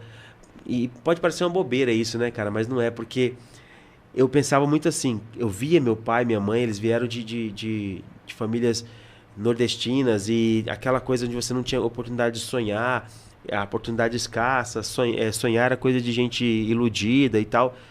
E meu pai, por exemplo, nunca teve uma casa própria, e eu via a luta dele, a gente estava lá, se estabilizava, tinha que mudar de casa, e aquela coisa me incomodava. Eu falava, cara, eu não quero isso para minha família, eu quero conseguir alguma coisa, eu quero conseguir algo consistente para minha família. Então eu comecei a lutar para ter isso. E quando eu comecei a ver que essas coisas estavam se realizando, e eu falei, caramba, eu quero muito contar isso para as pessoas. É que nem eu falo, eu me qualifico eu me classifico, né, como uma pessoa de sonhos simples, mas força de vontade acima da média. É o que eu acho. Meus sonhos não são sonhos complexos. Eu queria coisas simples. Mas essas coisas simples, eu acho que a maioria das pessoas querem e ninguém fala. O pessoal só começa a falar quando o cara queria ser o CEO sei lá, de uma empresa multimilionária. O cara queria viajar todo o planeta Terra, enfim. E essas coisas eu acho que são legais, sim. Mas eu acho que tem tanta gente que sonha sonhos tão básicos e acha que não pode conquistar. E quando a gente consegue, eu queria muito compartilhar com as pessoas isso, né? E aí foi nascendo esse desejo de fazer isso. Só que tava naquele fluxo muito louco. E aí quando entrou a pandemia, 2019, a gente começou de fato com o estúdio, com todas as atividades, já tava dando aula, mas aí o estúdio, eu parei todos os outros negócios e foquei só no estúdio. Aí começamos fazendo um monte de workshop, fazendo aula direto, e locação, e trabalhando, e aí eu tava focado ali. E aí eu fechei meus primeiros patrocinadores. Aí eu fechei a Orion Symbols, que é uma empresa que eu usava os pratos dele desde adolescente, adorava os pratos da marca, e apresentei meu trabalho pra marca, fechei com eles e comecei a ser patrocinado por essa marca. E logo em seguida, no ano seguinte, no meio da pandemia, eu fechei com a Spanking também, que é a marca que hoje em dia se tornou Zelmer, mudou o nome. E que é uma baqueta que eu usava quando eu era molequinho para tocar, achava sensacional a baqueta, e hoje eu sou endorse dessa marca. E aí eu percebi que muita coisa que eu sonhava eu já tinha. E aí esse lance também de eu com 12 anos que eu pensava, pô, meus maiores sonhos eu quero conquistar. E eu percebi que eu estava trabalhando com aquilo que eu amava. Sim. Tava com a minha vida como eu tinha pensado lá atrás. Eu falei, cara, eu quero escrever um livro. E ninguém te colocou na cabeça, veio de você. De jeito nenhum. Só que aí a crença que eu era capaz de escrever foi com aquele 1% lá da Ellen. Senão eu nunca teria parado para escrever, porque eu nunca acreditei que eu fosse capaz de escrever alguma coisa. Ela que falou que, nossa, Moisés, tá muito legal esse texto. E eu falei, pô, eu consigo escrever. E aí eu comecei a ter esse desejo no coração, mas aí ele se concretizou quando chegou a pandemia, que eu falei, agora eu vou ter tempo, eu vou escrever isso. E aí comecei a escrever. E foi quase um ano. Não direto, né? Mas é que tinha muita coisa que eu escrevia. Teve coisa que eu escrevi um capítulo inteiro e depois apaguei e comecei de novo, do zero. Porque eu percebia que às vezes o sentimento que eu sentei para escrever era o sentimento errado. E aí eu falei, não, cara, esse sentimento não é o que eu quero deixar aqui. Apagava tudo e começava de novo. Então eu tinha que estar muito conectado com o sentimento certo do livro, sabe? E quando eu percebia que eu estava com o sentimento certo, eu ia e começava a escrever. Daí eu lembro da Dani chegando, Moisés, vem almoçar. Eu falei, peraí, agora eu não posso. Só um minutinho, que eu não vou esquecer isso agora. Eu já fiquei 5 horas, né? 5 horas direto pra mais, assim, ó, escrevendo. Só escrevendo, assim. Eu ficava escrevendo e revia, e relia, e tirava, e voltava. E foi na época que não tinha IA, não tinha nada disso. Foi tudo escrito na unha mesmo. E eu lembro que algumas coisas eu pegava, eu não falava pra minha mãe que eu tava escrevendo, né? Eu deixava meio que... Não queria que ninguém soubesse. O pessoal só soube quando o livro estava escrito, só. Pouquíssimas pessoas sabiam que eu estava escrevendo um livro. E aí eu lembro de ir jogando um verde, minha mãe contar umas histórias para mim, para eu saber se eu estava com a memória certa, né? Daquele fato e tal. E aí foi indo. E foi muito legal, foi muito bacana ter esse livro lançado. Aí em 2023, no final de 2023... eu lancei esse livro e aí infelizmente minha mãe não se manteve viva, né, para ver esse livro. Ela faleceu e no mesmo ano, né, no início do ano, ela teve um câncer muito, enfim, repentino assim, e ela descobriu que ela começou a passar mal em janeiro, descobriu que era câncer em fevereiro, aí eu conheci em fevereiro ou março, em julho ela faleceu. Foi muito rápido. Um câncer de pulmão muito agressivo ela teve. Mas o legal é que, independente disso, eu falei pra ela quando ela tava doente, eu contei do livro pra ela, ela tava no hospital quando ela internou, um dia que ela internou, assim, de emergência, eu peguei e falei com ela, contei do livro, só pra ela, não contei pro meu pai, pra minha irmã, pra ninguém. E aí, quando ela tava doente, não tinha sido lançado o livro ainda, mas eu fui, sentei do lado da cama e li com ela, e lembro que foi um negócio foi muito marcante, porque ela tava muito mal. Um dia que ela tava passando muito mal. Ela tava muito mal, passando mal, assim, com muita dificuldade para respirar. E aí eu fui lá e falei, mãe, eu tô com um livro impresso aqui, né? Não era esse, tava impresso. Era a amostra. É. Daí eu falei, eu quero ler para você, posso ler? Eu, obviamente não li tudo, mas eu li todas as partes que falavam da família, né? Tem coisas que não eram relevantes, mas tudo que falava da família, que tinha alguma reviravolta, assim, interessante. E eu lembro que eu lendo, assim, ela começou a dar risada de algumas partes, né? Que às vezes tem algumas coisas tem um ar cômico, né? Pra quem viveu, né? E aí eu comecei a ler pra ela, ela ficou feliz, ficou dando risada. E aí eu falei até pra Dani, falei, acho que o livro cumpriu sua missão, com minha mãe cumpriu sua missão agora, aqui, ó. ela tava mal, ela deu risada, ficou feliz, ficou orgulhosa. Então, E abençoou. então foi mais ou menos isso. Mas eu queria muito lançar o livro. E depois teve uma série de coisas. Aí eu fui na Buzz, editora. Essa história é muito legal. Que eu queria lançar o livro pela Buzz. Uhum. Queria muito lançar pela Buzz. Aí eu fui lá, levei na Buzz, fiz a reunião com o Anderson Cavalcante. E aí depois ele entregou pro pessoal que trabalha lá, que não é ele que lê. Aí o pessoal falou para esperar 6 meses para responder. Aí responderam, nem pediram o livro, eles só preenchiam um questionário e falaram que não ia dar, não tinha muito a ver com o que eles estavam planejando no momento, mas eu só respondi o questionário, nem leram o livro. E aí eu falei, não, tudo bem, faz parte. Aí nesse meio tempo aconteceu um monte de coisa, não sei se você vai perguntar sobre isso, mas aí eu conheci um empresário japonês que estava fazendo um evento, e aí o cara, eu fiquei sabendo desse evento, a Dani ficou sabendo desse evento, me convenceu aí, falando, olha Moisés, olha, é só você ir lá, você vai fazer uma apresentação do seu livro, pode lançar o livro, vai ter editora lá e tal, vai lá, o Anderson Cavalcante vai estar lá, ele vai ver o livro, vai ouvir a sua história, de repente pode ser um gancho para você conseguir lançar o livro pela editora Buzz e tal. E aí eu falei, beleza, eu não queria. Até no último segundo eu falei, beleza, eu vou. Aí a Dani marcou a reunião com esse japonês, que é o Sérgio Tinen, e aí ele fez uma live de avaliação para ver se tinha a ver com o projeto dele. E aí depois dessa live, ele falou, não, beleza, vocês estão dentro do projeto, então pode participar. Aí já me passou mais detalhes. Aí que ele me falou que tinha que montar uma palestra, que seria uma palestra que a gente ia fazer.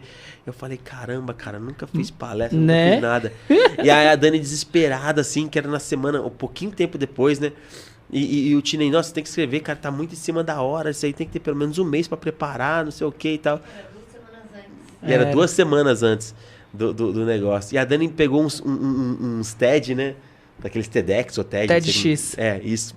Começou a me passar assim pra eu ver como é que fazia a palestra. Eu falava assim pra Dani, não quero ver nada não.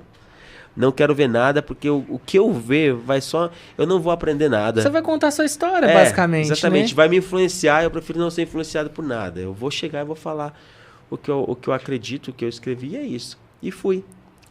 Isso aqui aí, as coisas foram desenrolando, eu fui descobrindo que era uma competição e que o ganhador ia pro Japão.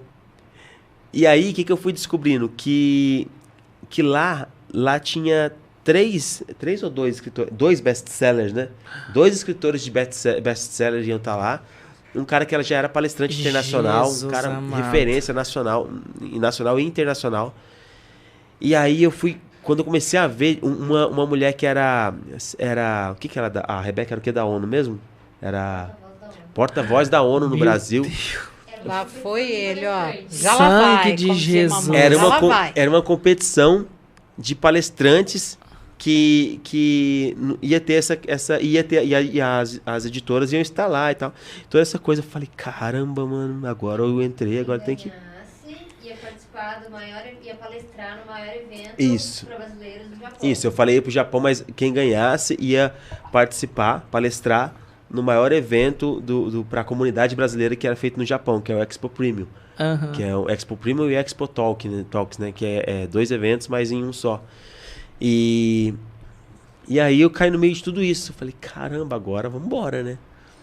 E aí eu fui assim, enfim, do meu jeito, com a minha verdade, levei minha batera, coloquei minha bateria lá com um panão coberto para explicar depois no final da palestra. Eu falava que o meu instrumento de transformação era a bateria. Ninguém sabia o que esperar de você, né? Não. E cheguei lá, eu toquei a música no final, assim, uma música mó legal. Enfim, foi muito louco esse negócio, porque eu fui sem saber que era uma competição no início de tudo. E no final das contas, foi tão legal. E assim, eu não tinha técnica nenhuma. Então, assim, no ranking total, olhando pelo lado técnico, não fiquei em primeiro lugar. Só que a palestra foi tão legal, que eles me chamaram para participar desse evento no Japão e fazer o fechamento desse evento lá no Japão. Meu Deus. Foi um negócio absurdo, assim, né? Só que aí que tá.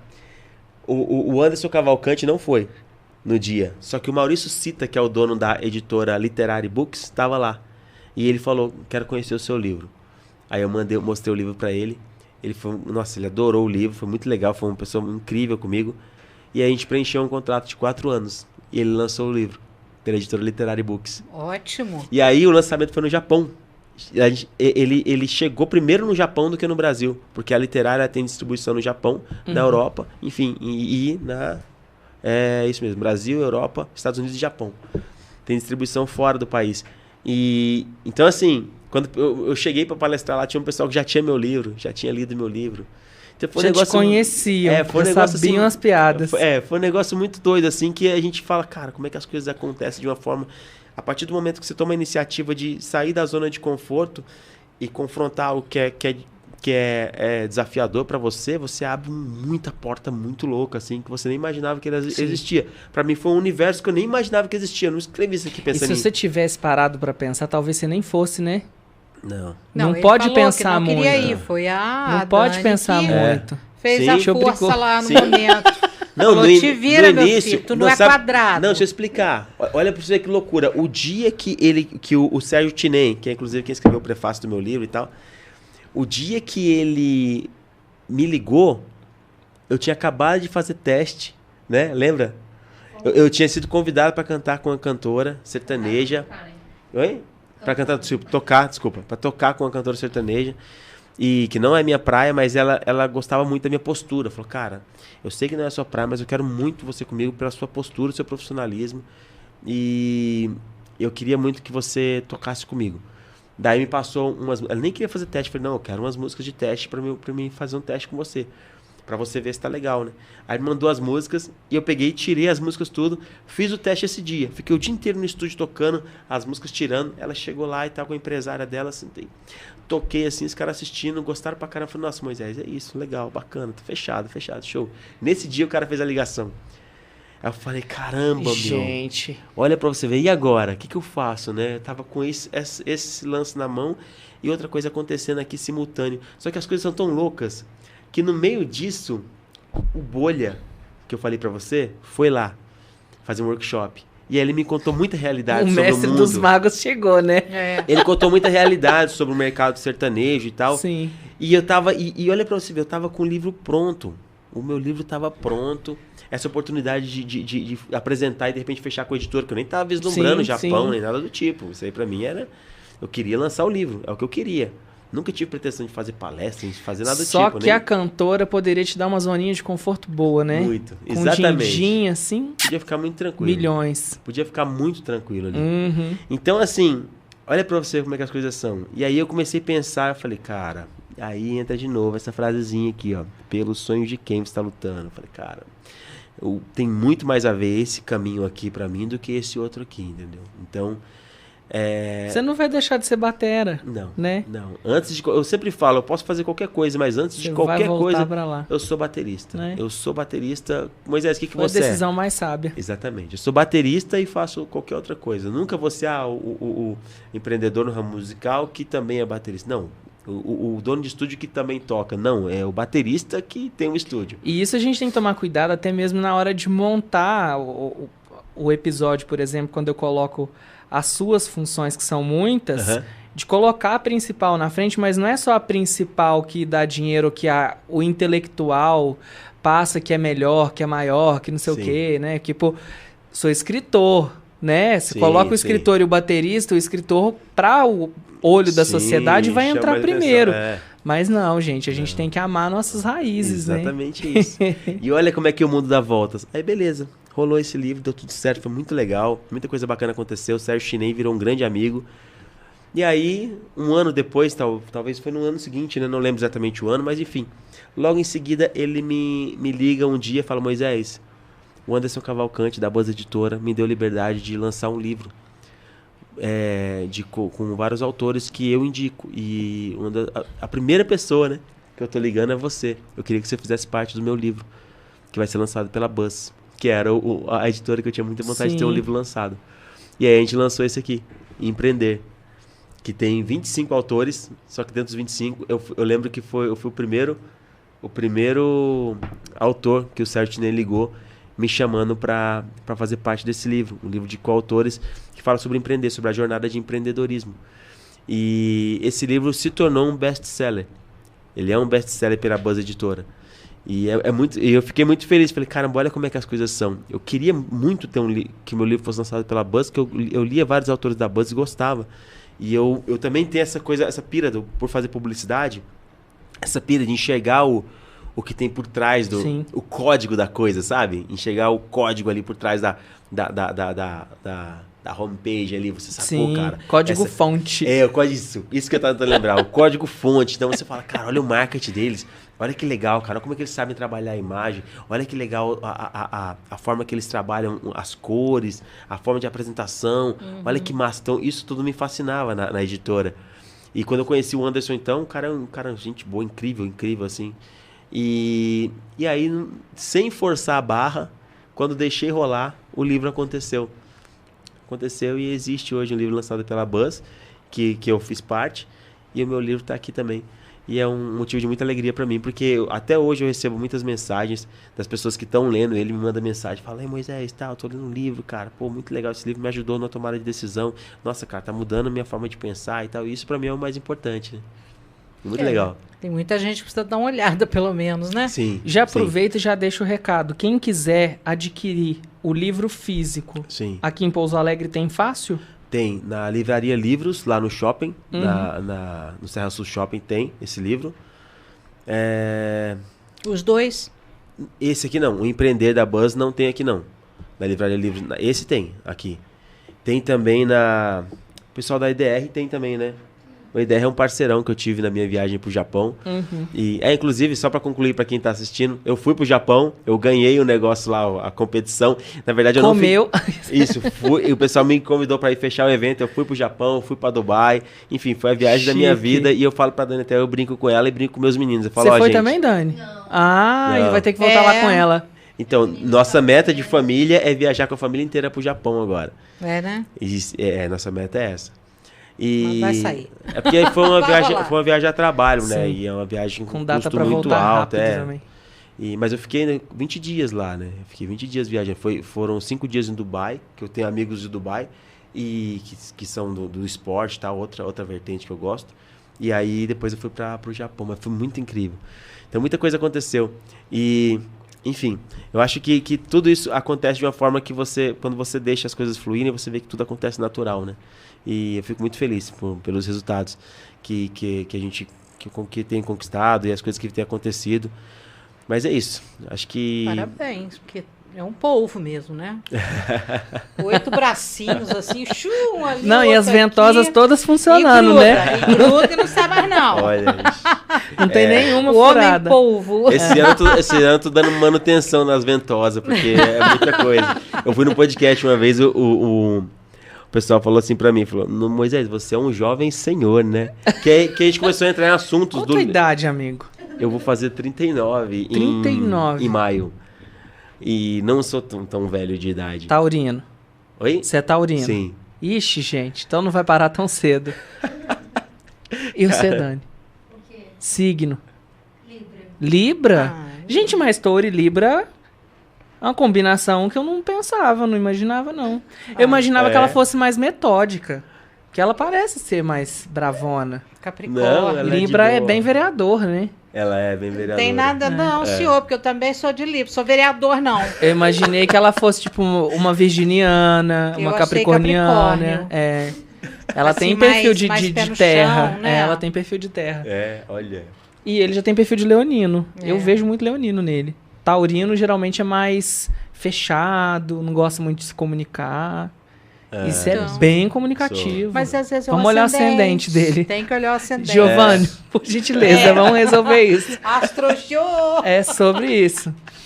Gente, eu queria dar um abraço aqui pro pessoal que tá nos acompanhando no chat. O Fabiano Terapia Online. Terapia, hein, gente? Vamos nessa. Precisamos, né? Por gentileza. Fabiano, quiser mandar uma mensagem aqui pra mim. Tô precisando de uma terapia. Vamos lá, Moisés Santana, esse cara é um fenômeno, tamo junto sempre. A hora que a gente tava falando sobre sonhos, ele falou que lembrou do skate, que você também fala no livro, né? Sim, sim. O Cauã Davi tá por aqui também, dando boa noite pra nós. Pensamento do dia do Cauã Davi. A vida é uma peça de teatro que não permite ensaios, por isso cante, chore, dance, ria e viva intensamente antes que a cortina se feche e a peça termine sem aplausos. Menino, porretada, hein, menino? Eu tô muito feliz que amanhã é sexta-feira 13. Um grande abraço para todos, para suas famílias, que Deus abençoe vocês sempre e ótimo fim de semana. Pra você também, Cauãzinho, obrigado pela companhia. Percebi que o povo tava mais tímido hoje no nosso chat. Por que será, hein? Não sei. Por que será? A gente vai ver isso.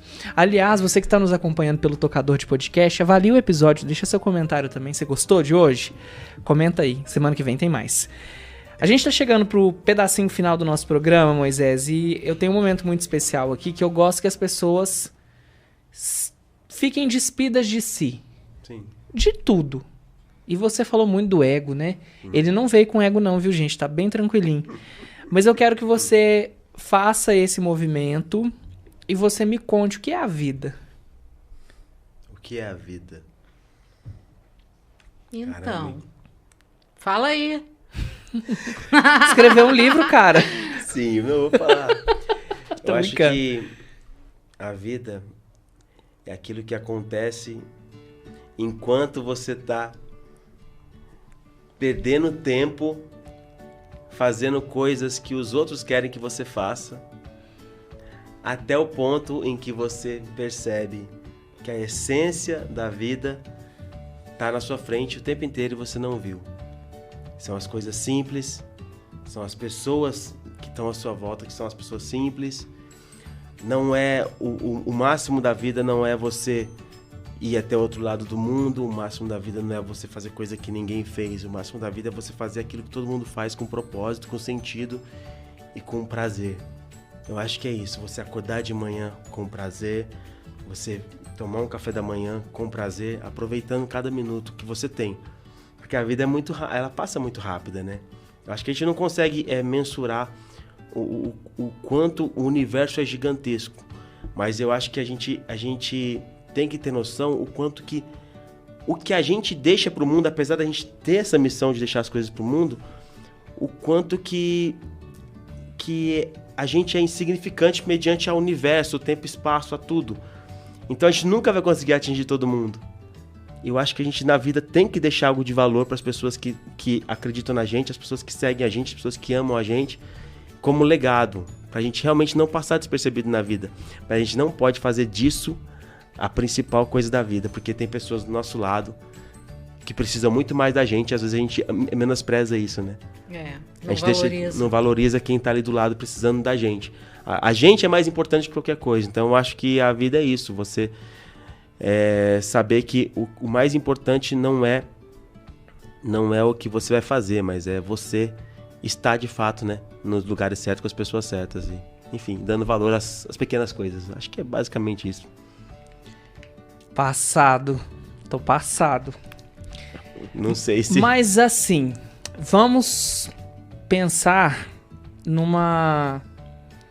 Você trouxe muito um surrealismo na sua explicação, muito lúdica, que leva a gente numa vertente de reflexão. Mas vamos trazer para um contexto pessoal seu. Sim.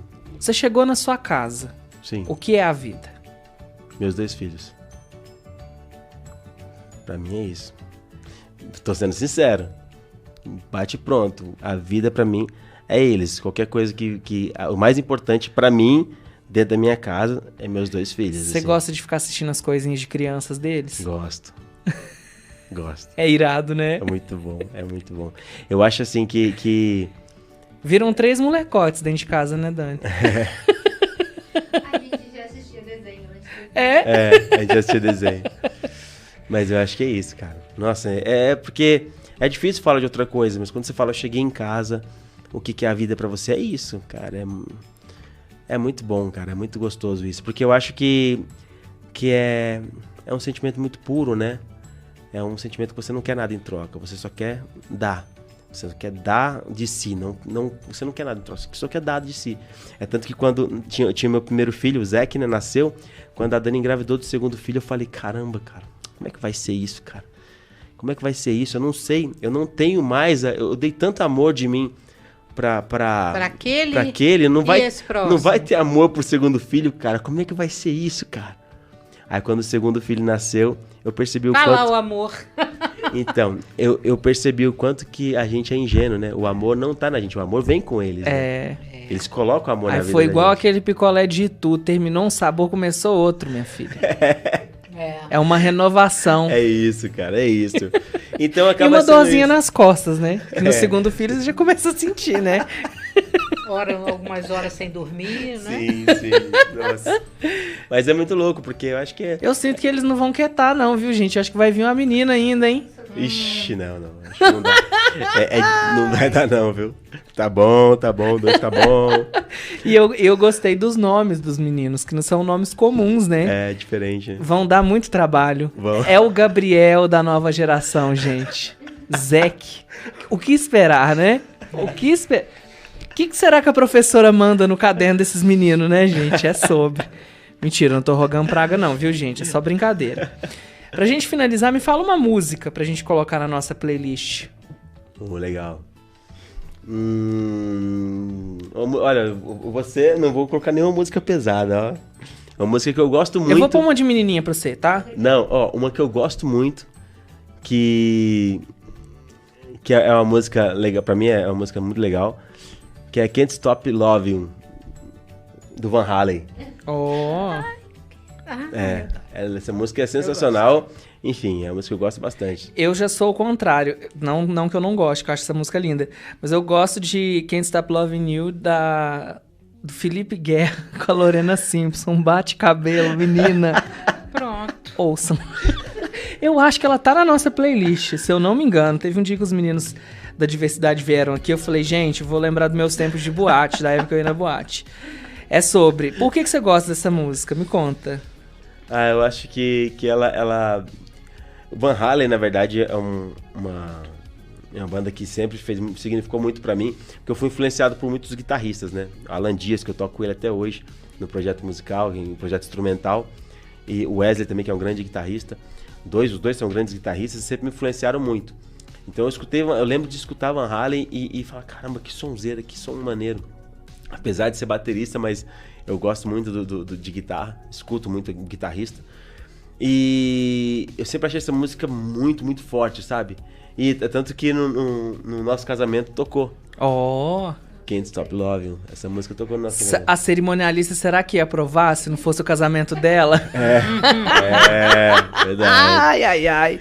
Casa de Ferreira, espeto de pau, né, amiga? Mas é a música que eu gosto bastante dela. É basicamente por isso, uma música que eu gosto muito, eu acho que ela tem um significado legal e fala muito, fala de amor, né, cara? Eu acho que amor é isso. E engraçado que quando a gente fala de amor, às vezes eu penso, quando eu penso por esse lado mais do relacionamento e tal, eu vejo como é, que nem você também tem esse relacionamento e você percebe, né, cara, que o amor ele é muito diferente da forma que a gente aprende quando a gente é moleque, que a gente imagina. O amor, ele é cuidado, né? Ele é preocupação, ele é você querer cuidar, você querer que a pessoa esteja bem, querer que a pessoa esteja protegida, né? Isso sem fome. Exatamente. Então isso pra mim eu acho que é muito genuíno, sabe? Do amor. E aí, como eu falei, depois dos filhos, você fica muito mais aguçado ainda com isso, né? Porque você quer ver eles sempre protegidos, você quer ajudar, você quer prever o que eles precisam, né? Muito bom. Então, acho que não tem como a gente falar de sonho, de propósito, sem falar de amor, cara. E de legado, né? Porque o amor gera legado. Exatamente. O amor vai passando pra frente. Isso é muito bom. Angelita, sua música da semana, gatinha. Miss Bumbum. Não pensou na música? Não, põe aí. Tim Maia. Tim Maia. Qual? É que hoje eu vi no Instagram um cara tocando Tim Maia lá nos Estados Unidos, numa praça. Olha, veio Eu Amo Você aqui de graça. Eu amo você. Veio de graça pra você. Bons momentos. Brega, nossa senhora, mas é linda. Bons momentos. Bons momentos com os turcos. eu passei. Bons momentos com algum Linda. Ator turco. Aí, ó. E é Pode sobre. ser. Pode ser. Pode. Gente, eu vou colocar uma música de Menininha. Aí, ó. Sim. Em homenagem à nossa amiga Dani. Essa música eu conheci na série Verdades Secretas, lá em 2016. Ela se chama Nicest Thing, da Kate Nash. É uma música que fala muito sobre a pessoa que queria ela queria ser amada, ela queria ser o amor de alguém. E ela fala sobre as pequenas coisas que ela queria que ele sofresse por ela. Ela queria que ele sentisse falta dela. É uma música bem bonita. É bem trilha de novela, vocês vão gostar. Depois vocês conferem lá. Pra quem quer ter acesso à nossa playlist, se estiver ouvindo a gente pelo Spotify, é só rolar um pouquinho pra baixo do episódio que a playlist fica relacionada. Se tá assistindo pelo YouTube, tem link na descrição. Ou você pode pesquisar também direto no YouTube Music por MandoCast Vibes. No Deezer é a mesma coisa. É só pesquisar pela playlist que vocês encontram muito fácil por lá. Tem muito link bem na descrição, tá? Partiu, meus amores? Acabou. Bora descansar? Vamos. É isso. Moisés, eu queria te agradecer por você ter aceito prontamente o nosso convite.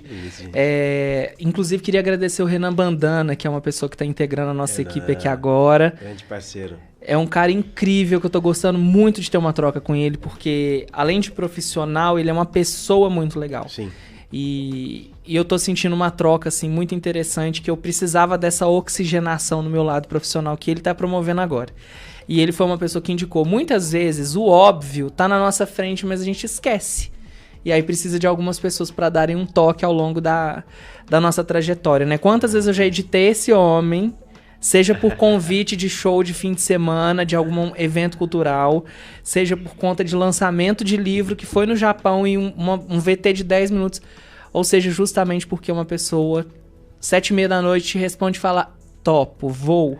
Quando? Dou meus pulos, tenho compromisso, vou ver o que eu faço. Quando a gente se dispõe não só a quebrar o galho de uma pessoa, mas também a enriquecer a pessoa com alguma vivência nossa, isso é um ato de muita generosidade, muita mesmo. E eu falo isso sem presunção, porque não é só porque eu te admiro, é que eu quero que as pessoas também te admirem, que as pessoas também se apaixonem por você. Obrigado. Porque eu acho que quando a gente fala de sonho, que é um terreno um pouco complicado, assim, um terreno muito sensível, você precisa pisar em ovos, a gente também tem que se empoderar e ter coragem para expor os nossos sonhos, para que as pessoas consigam fazer o delas também acontecer, né? Sim. E que os seus sonhos continuem se realizando, cara, porque eu acho que se até aqui, com 30 e poucos aninhos de idade, seus sonhos já te levaram pro Japão, rapaz, sem precisar divulgar Tigrinho, hein? Sem precisar divulgar Tigrinho. E ser baterista do tchê, e é sobre. Não é verdade? É isso aí. Que seus caminhos continuem se abrindo ao longo da sua carreira. Obrigado. Muito obrigado mais uma vez por ter aceito o nosso convite. Foi um prazer. Um bom final de semana para vocês, toda a família, para os pimpolhos, que devem ser lindos, né? E um abraço bem grande. É que eles são muito bonitos, né, gente? Vocês não viram a Dani? Vai no Instagram dele que você vê. Então, eu não vi, mas eu imagino que devem ser. Não, mas casal bonito. Bonitos, ué, pois é. Isso. Porque não filho bonito feio, só feio. dá quando os dois são bonitos ou quando os dois são feios. Que é tipo, menos com menos dá mais com mais dá mais. Se tem um feio, uma bonita, ou um bonito e uma feia... Já não dá filho, certo. já não- Ah, Aí, ó. tá. Não, eu vou olhar com carinho. Não, mas meus filhos são bonitos. Não, mas você é gatíssima, amiga. Então, meus filhos são bonitos. Você é São gatíssima. lindos.